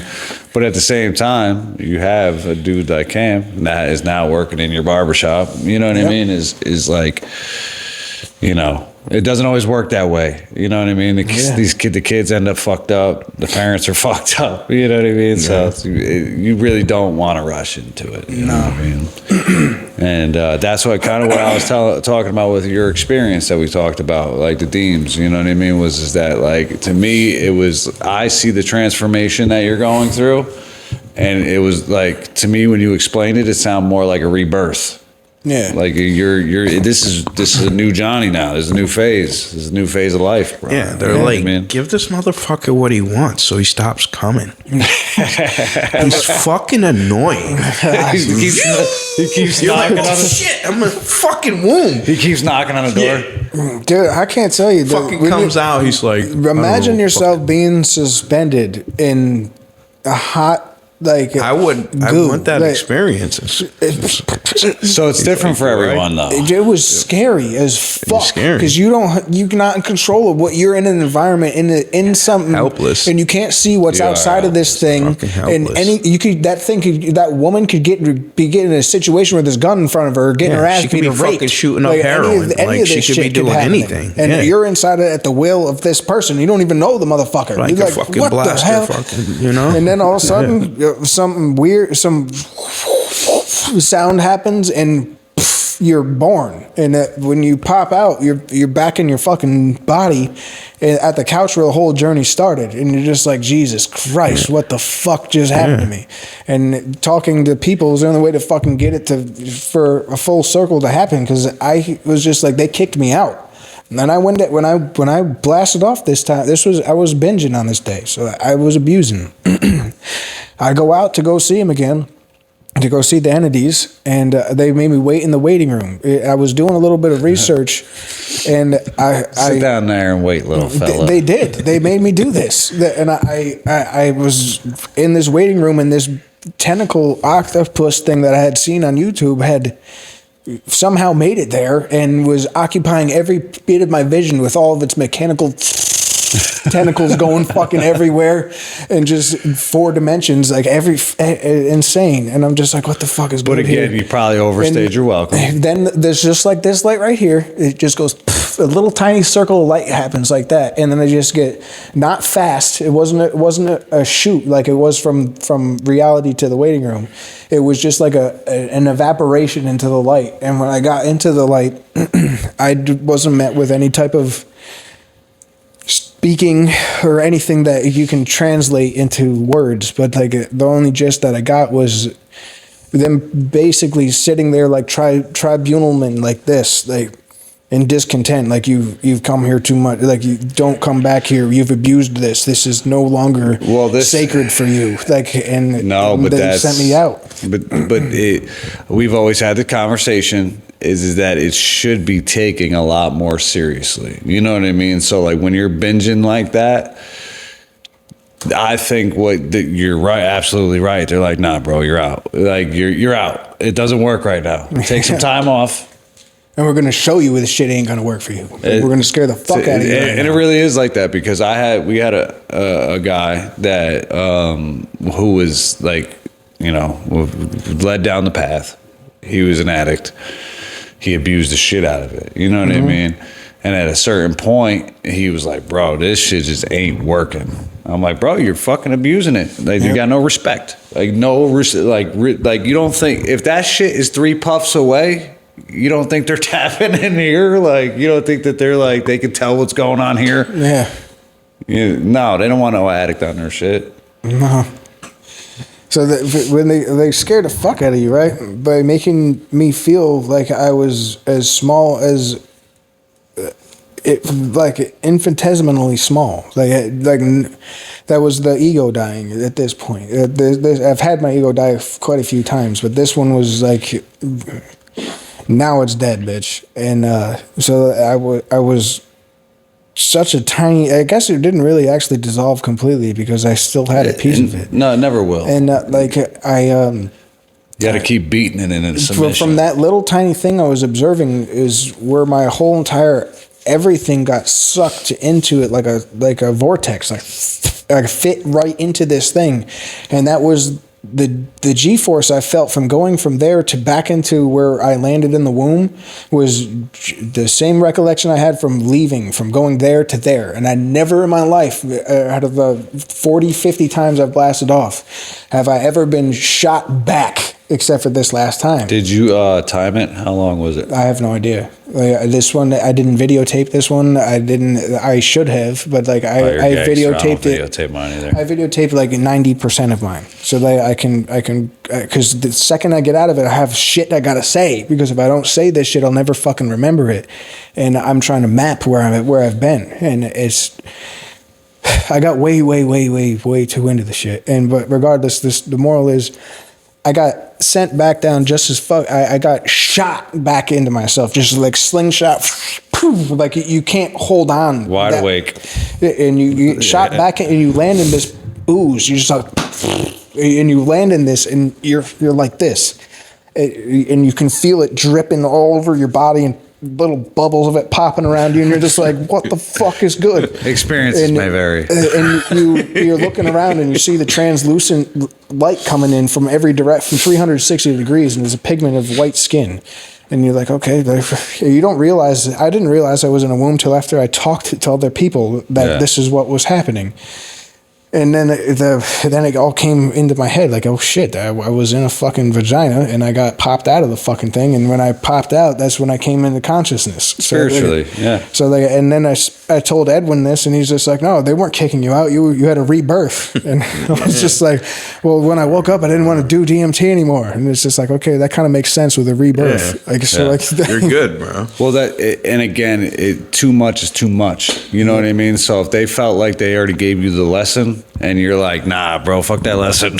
Let me back in. Fucking joyride. Teach me another one. Right. They'll be like, okay. It really is a respect thing. And that's why, like I venture only so often, because it's like maybe twice a year, you know what I mean? I'll be like, all right, I need that hard reset. You know what I mean? Like, it's time. I feel it. It's coming on at the weight. See, the binges aren't like that. They're not straight. They're purely like for fundamental spiritual growth. Oh, listen, I don't go after it in a bad way. Like, so you're trying to learn.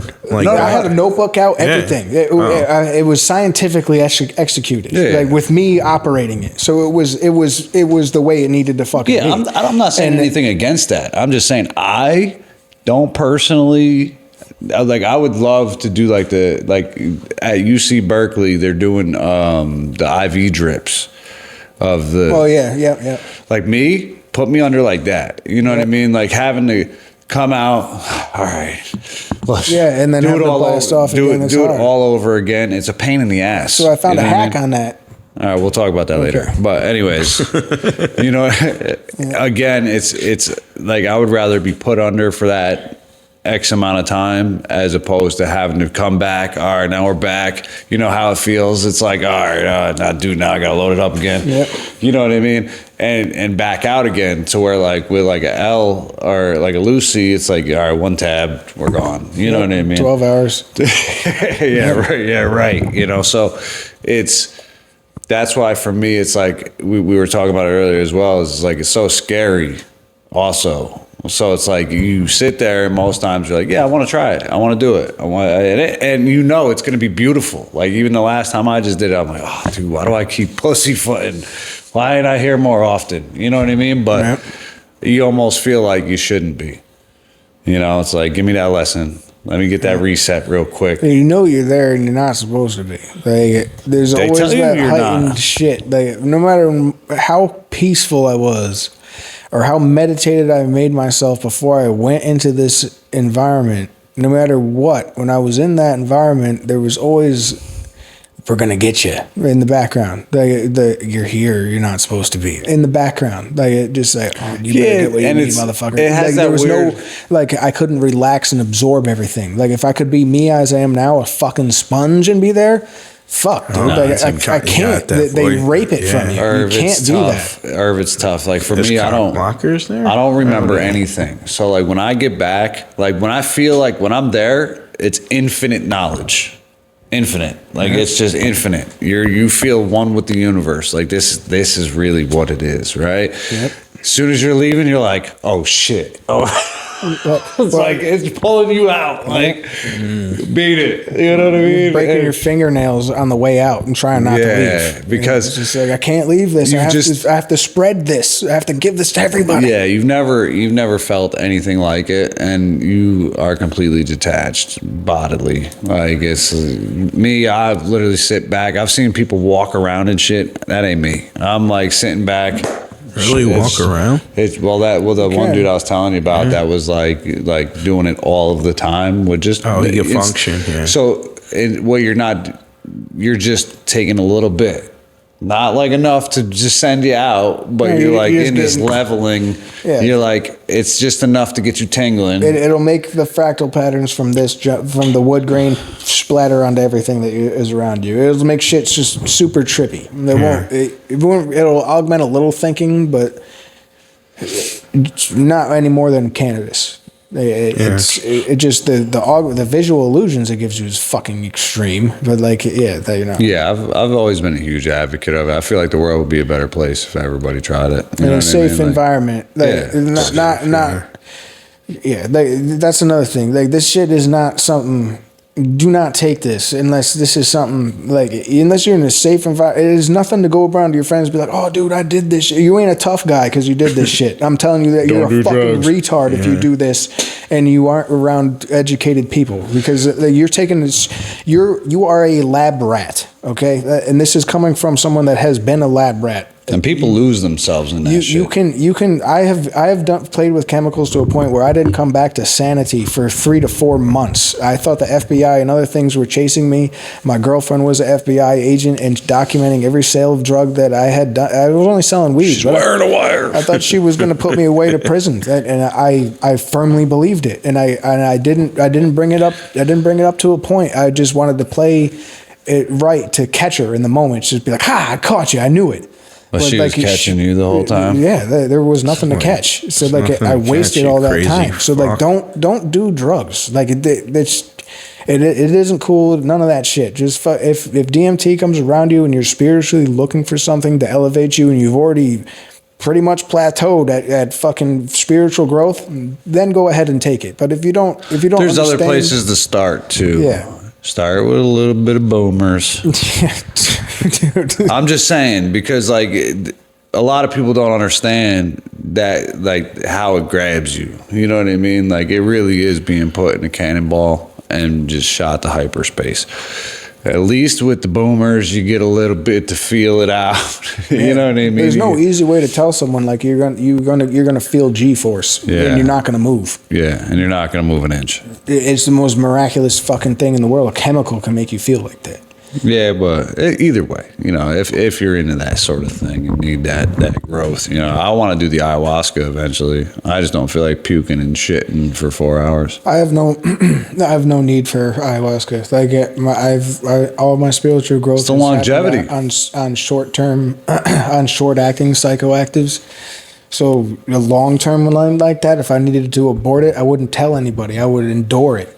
Yeah. And I would just I would live in that torture for the 12 hours. And I don't want to do that shit to myself.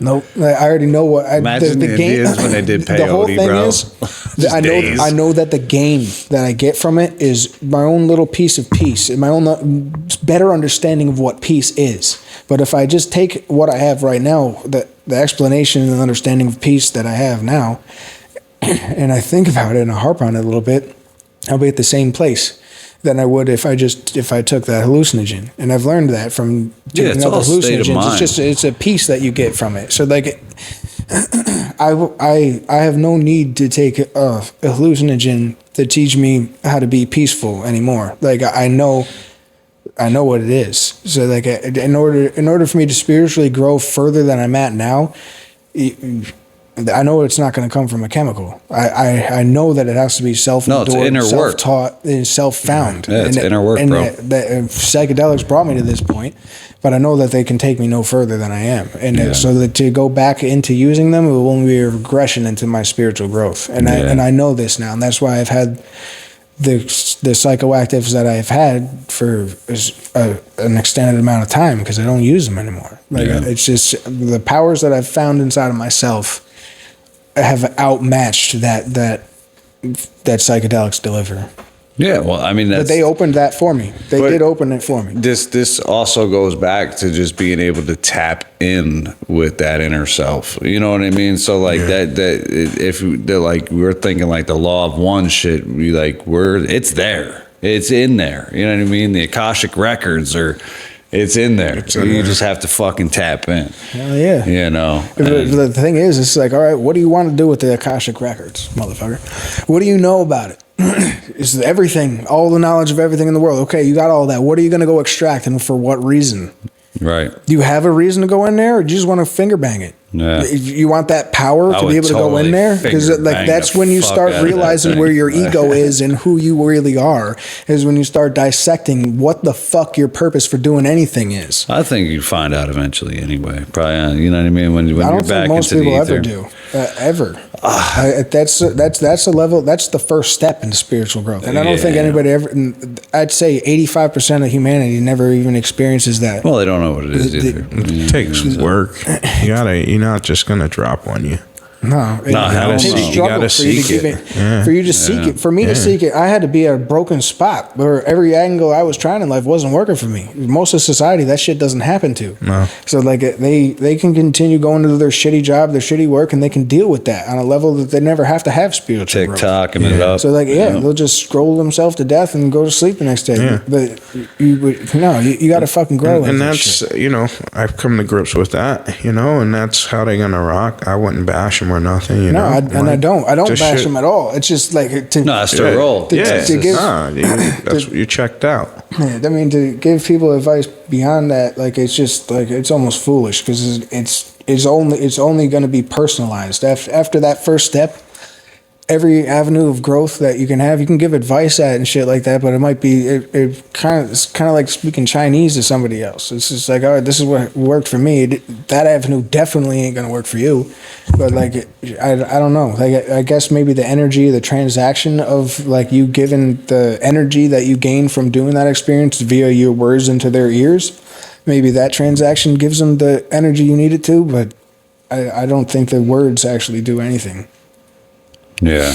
Well, it's again, what are words if not energy? You know what I mean? Yeah, it's levels too. Like I'll work and I'll stay in a level, like just in life in general, until I figure out what that level's about. You know what I mean?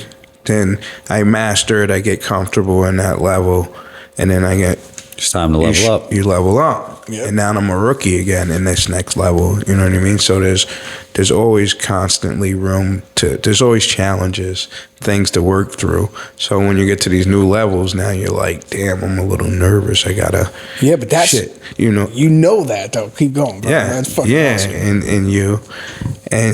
and then you just start figuring out that level, and then like some levels for me, it's like detach yourself from making money. Like the money is not who you are. Like it's just what you're bringing in. You know what I mean? Yep. Like it's just a tool. Yeah. Like so, like because you can easily be like, yo, I got this check. Like, oh, I'm happy. Yep. Like, damn, I didn't get a check today. Like, damn, fuck. You know what I mean? Yeah. That emotional tie to making money. Like, nah, it don't fucking matter. Money's gonna come. It's gonna come. It's already built into you. It's gonna come. So it's like I had to learn to detach myself from that. If I made $1,000, if I made $100, it didn't fucking matter because I'm good inside. Yeah. Like I'm not. Dude. This shit's not. You don't let it controlling me. define Yeah. you, right? You hit that right on the head, or like when you start getting to a point where you're that advanced, right? And you're good getting in adulting in life, where you're going to work every day and your check you're not counting a penny at the end of the thing because you're just like, well, shit, this will get thrown in the bank account, and after that happens for some time, dude, like it's just a beautiful fucking thing that you can. Someone comes in or something happens and like, oh, this person's short $10, like I got you. Like just the shit like that starts to be able to happen, and you can help other people like that, and then you're your own bounds at that. So you can empty your pockets on somebody, or you can give them a penny, or nothing. So like when that starts being able to happen, like the bounty that is inside of you, the fruitfulness you have, it's a beauty and it's a glow a human has about them. And before I had the capability of even knowing that feeling existed, like I remember being the person that I give these things to, because you have to tickle my fancy on a certain fucking specific level for me to give you anything out of my pocket. And these people that pass me by on the street every once in a while, something will just make me like, this motherfucker needs it right now, and I'll dish it out. And that feeling it's unbelievable, man. Like it's unfucking real to But be that able to. shows the character too, though, bro. That's growth. That shows the character and the growth. You know what I mean? Because again, as somebody who's experienced that bottom of the bottom, man, you see these people out there going through the same shit, and it makes them more noticeable now. You know what I mean? It's like all the kids we raised these toys for. We all knew what it was like to grow up coming up fucking tough. So it's like, yo, let's make that change. You know what I mean? Let's activate the change. And that's what we do, man. You know what I mean? And that barbershop is a fucking pillar out there doing it. You know what I mean? So I suggest everybody go check out Flipper's Barbershop. Anybody I've ever sent there, bro, has been fucking just blown away. You know what I mean? By the experience. And obviously my kid works there now too. So it's like with all my homies, you know what I mean? So it's like it's the coolest shit in the world. My two main barbers, you know what I mean? Because I used to always either go to you and Kenny anyway. You know what I mean? So it's like, all right, now they're both in one spot. It is amazing there. Yeah. The kids, you always see Spencer and Ben, they love it, bro. They get to be kids too. Just chill, man. Yeah, it's a great place, man. It's a blessing. You following your dreams, you get to touch our lives. You get to bring our kids there. Kids work for you or work there with you, and that's a blessing, man. And as a business owner myself, and going through those struggles of always trying to improve and get to the next level, like you answer some questions that I've been struggling with by sharing your story, and I appreciate that. Love you, bro. Love you too, brother. Yeah, man. And we definitely appreciate you being here for the 50th episode. We knew it would be a banger, dude. And again, we love Flippers. We love fucking the vision, the movement. You already know what time it is, bro. Don't give Harold no cigarettes, man. Who is it? Harold. Who's Harold? Wear the skirt. He be wearing the skirt. That's Tyrone. Tyrone? Tyrone. Fucking peaches? What? Peaches? What the fuck peaches do? Everybody in my life's got a nickname. Don't give him. Yeah, no. Don't give him no cigarette. I'm so glad he never tried to interact with me. Like, not that I would have an issue with him, but it's like He's chill. you know, it's I fine. bought some sneakers off the motherfucker before for $10. Did you? Really? Yep, no lie. Still they got good? them. They're Clarks. I've worn them once. Okay. But like, what's up. they're all right. They're like brown canvas little boot things. I was like, oh, I'd never fucking buy that ever. But actually, you're going to smoke your rock with it today? Like, here I you will go. like, yo, come on with the short skirt, bro. You're killing me. Yeah, like, killing me. he likes to dress provocative. He's not like, but he's not like rude or crazy with it. You know what I'm saying? No. He's quiet, like, dude. I never had a problem with him. Like, I And he's never. He told Kenny he wanted to fucking smash him in the ass. No, did he really? You're gonna Yes, make me he tell did. his story, dude. Yes, please tell come us story, dude. on. It's fucking No, awesome. I guess Kenny, being the Shut up. being the cool ass dude that he was trying to like connect with Tyrone. You know what I mean? And He I connected guess, with him on a good level. Yeah. I guess it was like the Nation of Islam, where it's like, what's the math? You know, I don't want to fuck any of this up. You Come know, on, so- man. What's But he would go out and he would ask Tyrone, like, yo, what's today's math? You know what I mean? And Oh, this- he was on some. Okay, yeah, and it was cool, like cool interaction, and it was going on for a while, right? It's like And day 5.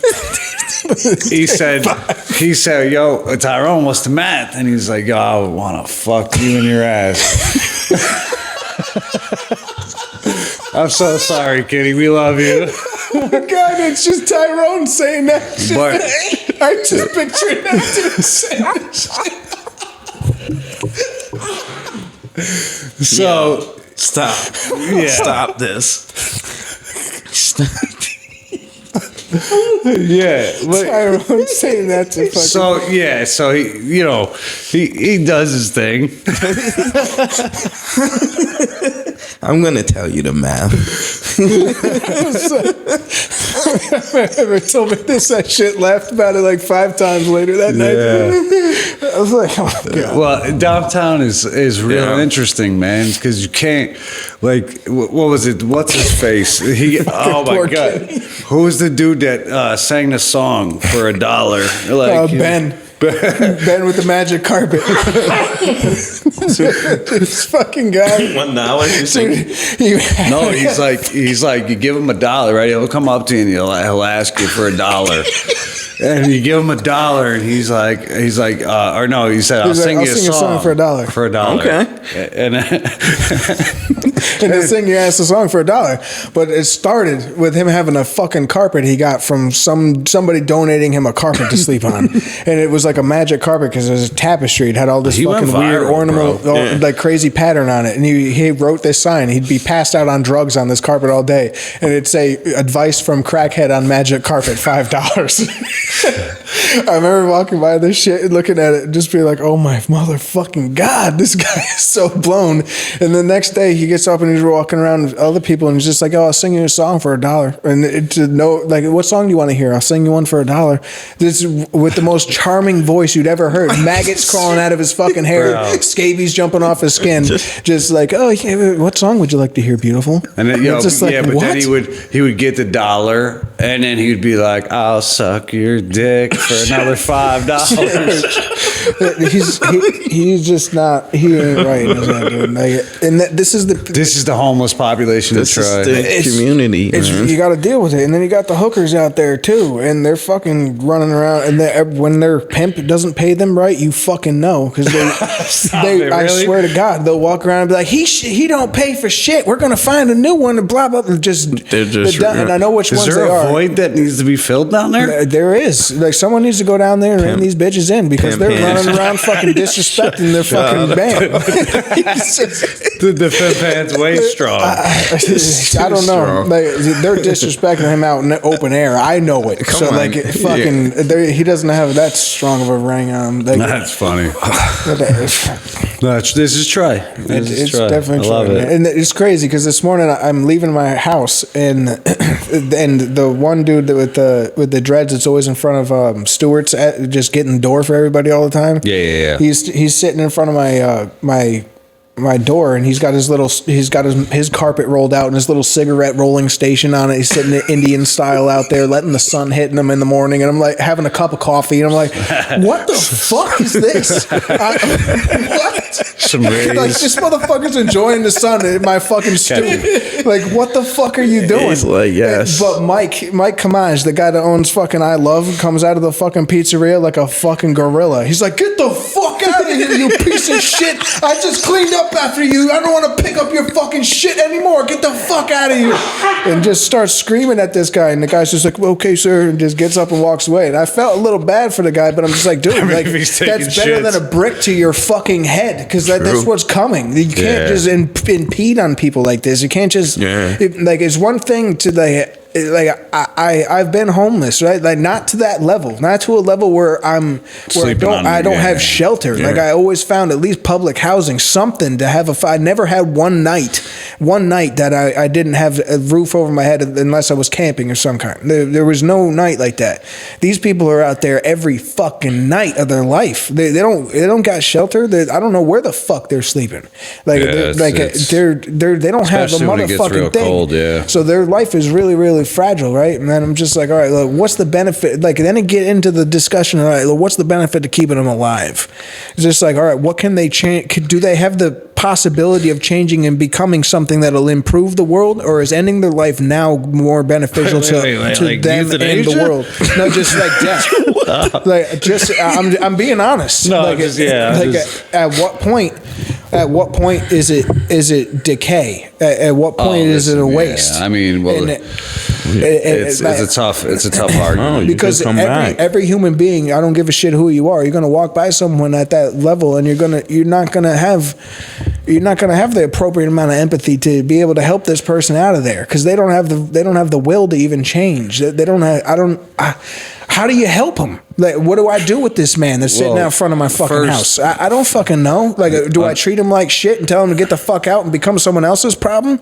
I think, what do I do? Unfortunately, I think you have to make that decision within yourself of how you want to show your character. You know what I mean? So, like, the thing about it is this person may or may not want to get out of that situation. You know what I mean? But at the same time, it's like, all right, unfortunately, you got to step over him over getting out of your house. You know what I mean? For example, like, or he took a shit in front of your door. You know what I mean?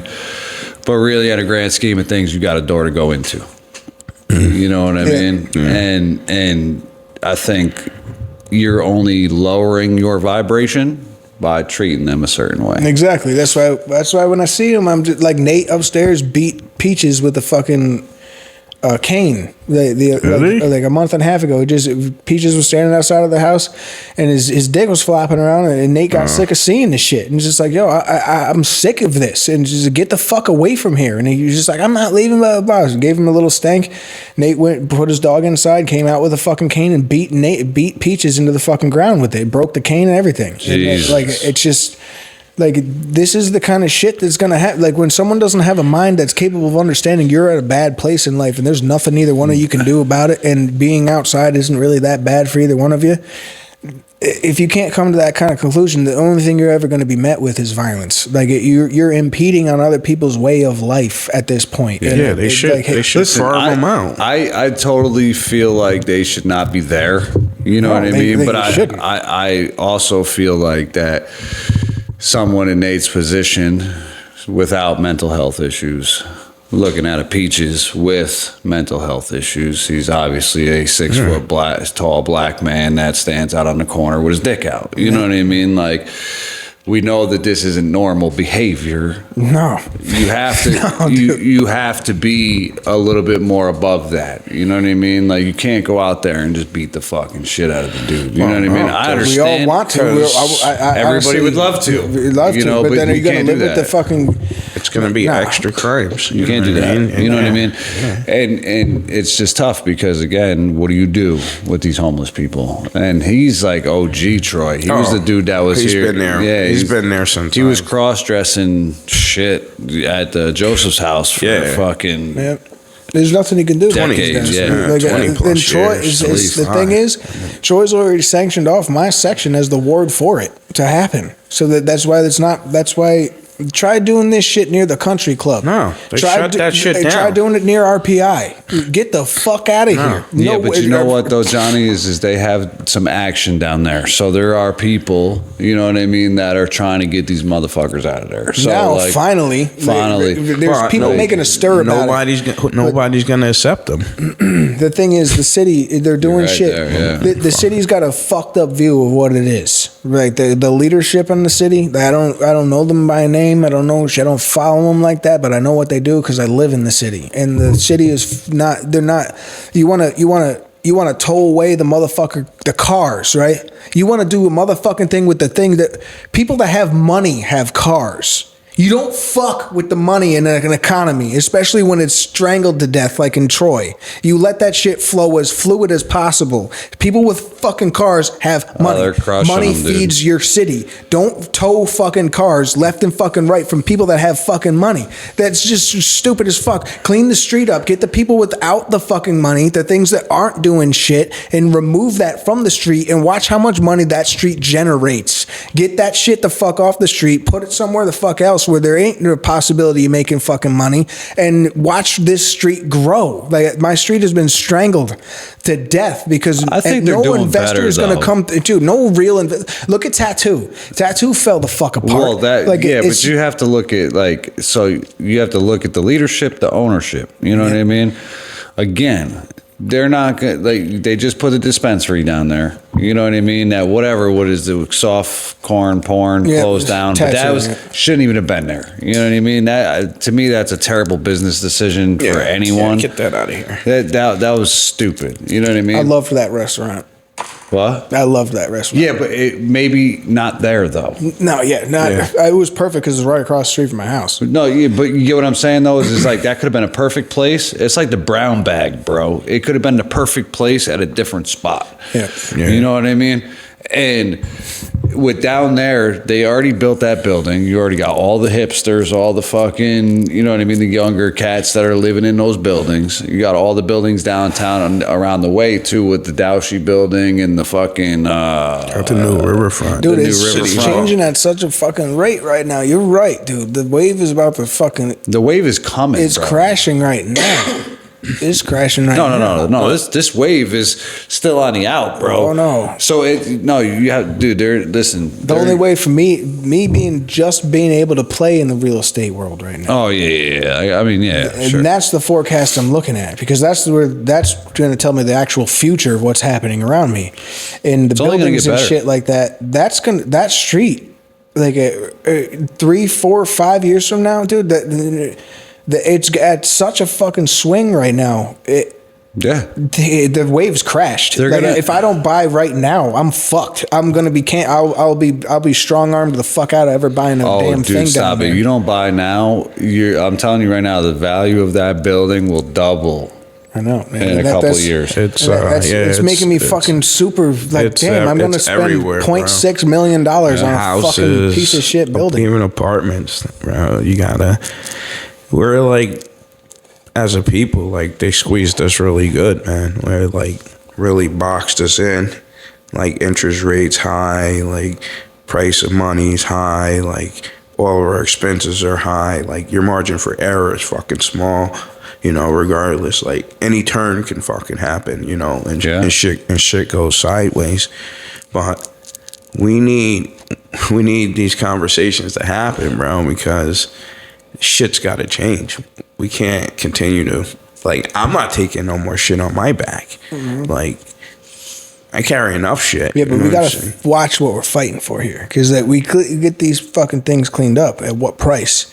Because I don't want a fucking corporation coming in here and being like, we clean this shit up. We're putting a McDonald's here, a Supercuts there, a fucking whatever the corporate chain is that your competitor is, and fucking put them there. That's what's going to happen. Yeah, I'm not trying to fight for that. That's just a natural progression. I think, that's that balance. It is a natural progression, but at the same time, I feel like a Supercuts dude, something like that would be like Hoosick Street, bro. Like that wouldn't be. I don't think they would put that. No, there's not parking down. There's not enough. They tried putting a Supercuts right up. I think they're over. It was fantastic on 6th Avenue. Yeah. They had one over there. The shit lasted like. But this is what I mean, though. Collapsed, though. You have to understand your community, right? So our Troy community is fucking with local people, right? So we're fucking with downtown. We're going to everybody's going to I Love to get that pizza. We're going to Famous to get those hot dogs. Yeah. We all got our own corner stores. We're hitting Jefferson on the way home. You know what I mean? Like you're not getting a mainstream Supercuts. Like put like our McDonald's is on Hoosick Street way up. Yeah, our neighborhood doesn't have any change. We got Row. We got Dunkin' Donuts that sunk their teeth in there. We got Brugger's. They've been there for a long time. Brugger's is gone though. Yeah, I don't give a fuck, dude. They are dirty. They didn't last. Brugger's lit on fire. That's why they didn't last. It was there for a minute. So it was there for a while. And they're in a building that when you put a business in there in that fucking state, it ain't gonna fucking go away. That shit's there for life. It's an establishment. It's fucking Brugger's. That shit sells itself. Like oh, you're gonna go to fucking Mojo's or going to Brugger's? I'm just saying Brugger's was good. You know what I mean? They had some really good bagels. I'm not gonna lie, I love the cinnamon sugar bagel with strawberry cream cheese. I fucking love that. So delicious. Fuck them near my business though. Fuck that. You don't want them out of there. The only reason I'd want that near my business is because of the traffic it brings. Well, you have to look at it would bring a lot of traffic, but at the same thing as all the business that shit would generate me. I much rather see like somebody else trying to fucking grow. A lot of them though are franchises though, right? Area. Aren't they franchises? What? Brugger's, Dunkin' Donuts is? Yeah.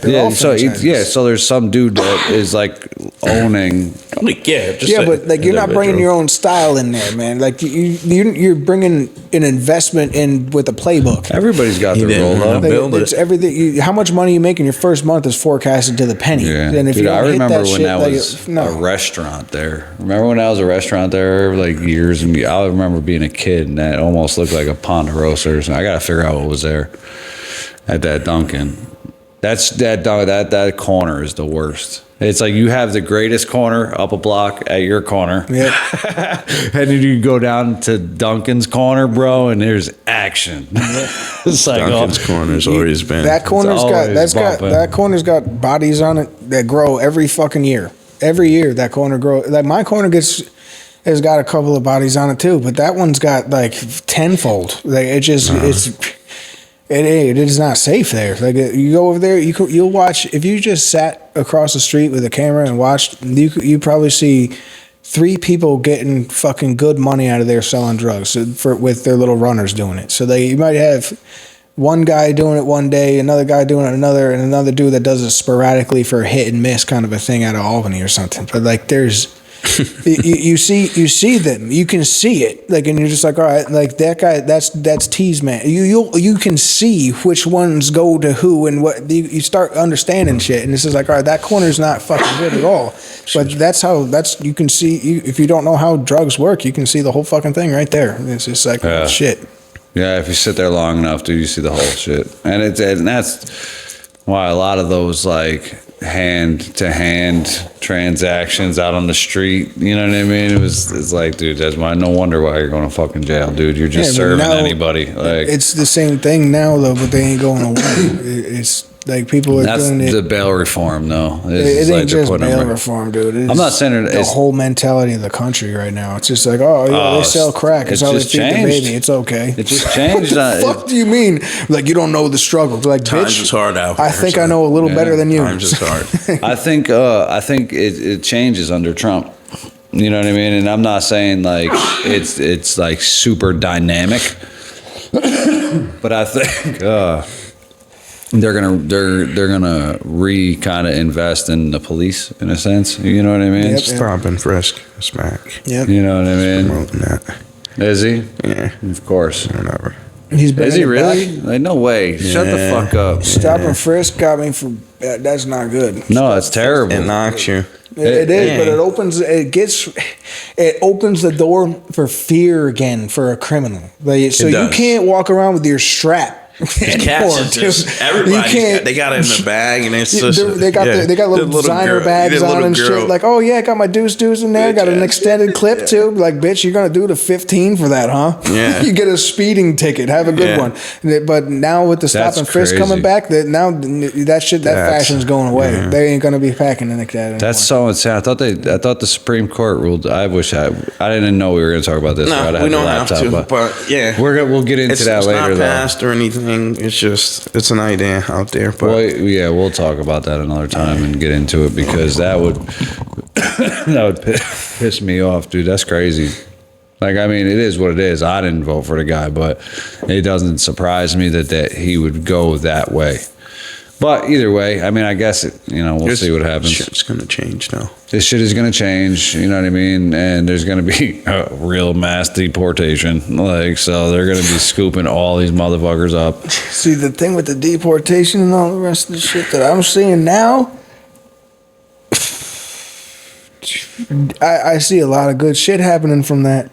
But at the same time, like, where's that workforce going to come from now? Like, listen, I don't know. It's like that. They're like, not all. The vast majority of those motherfuckers aren't doing the shit except for collecting that check. So get them the fuck out of here now. Yeah. But the ones that learned that America pays like a motherfucker, I have not seen people work like this. Oh, yeah. I've employed a few of them to do various tasks in my life. And not only did they get it done, they got it done to a T with a fucking tied to just every single thing I could put on that with words to make it sound beautiful to you, done. Just perfect. It is. Oh, listen, there's nothing.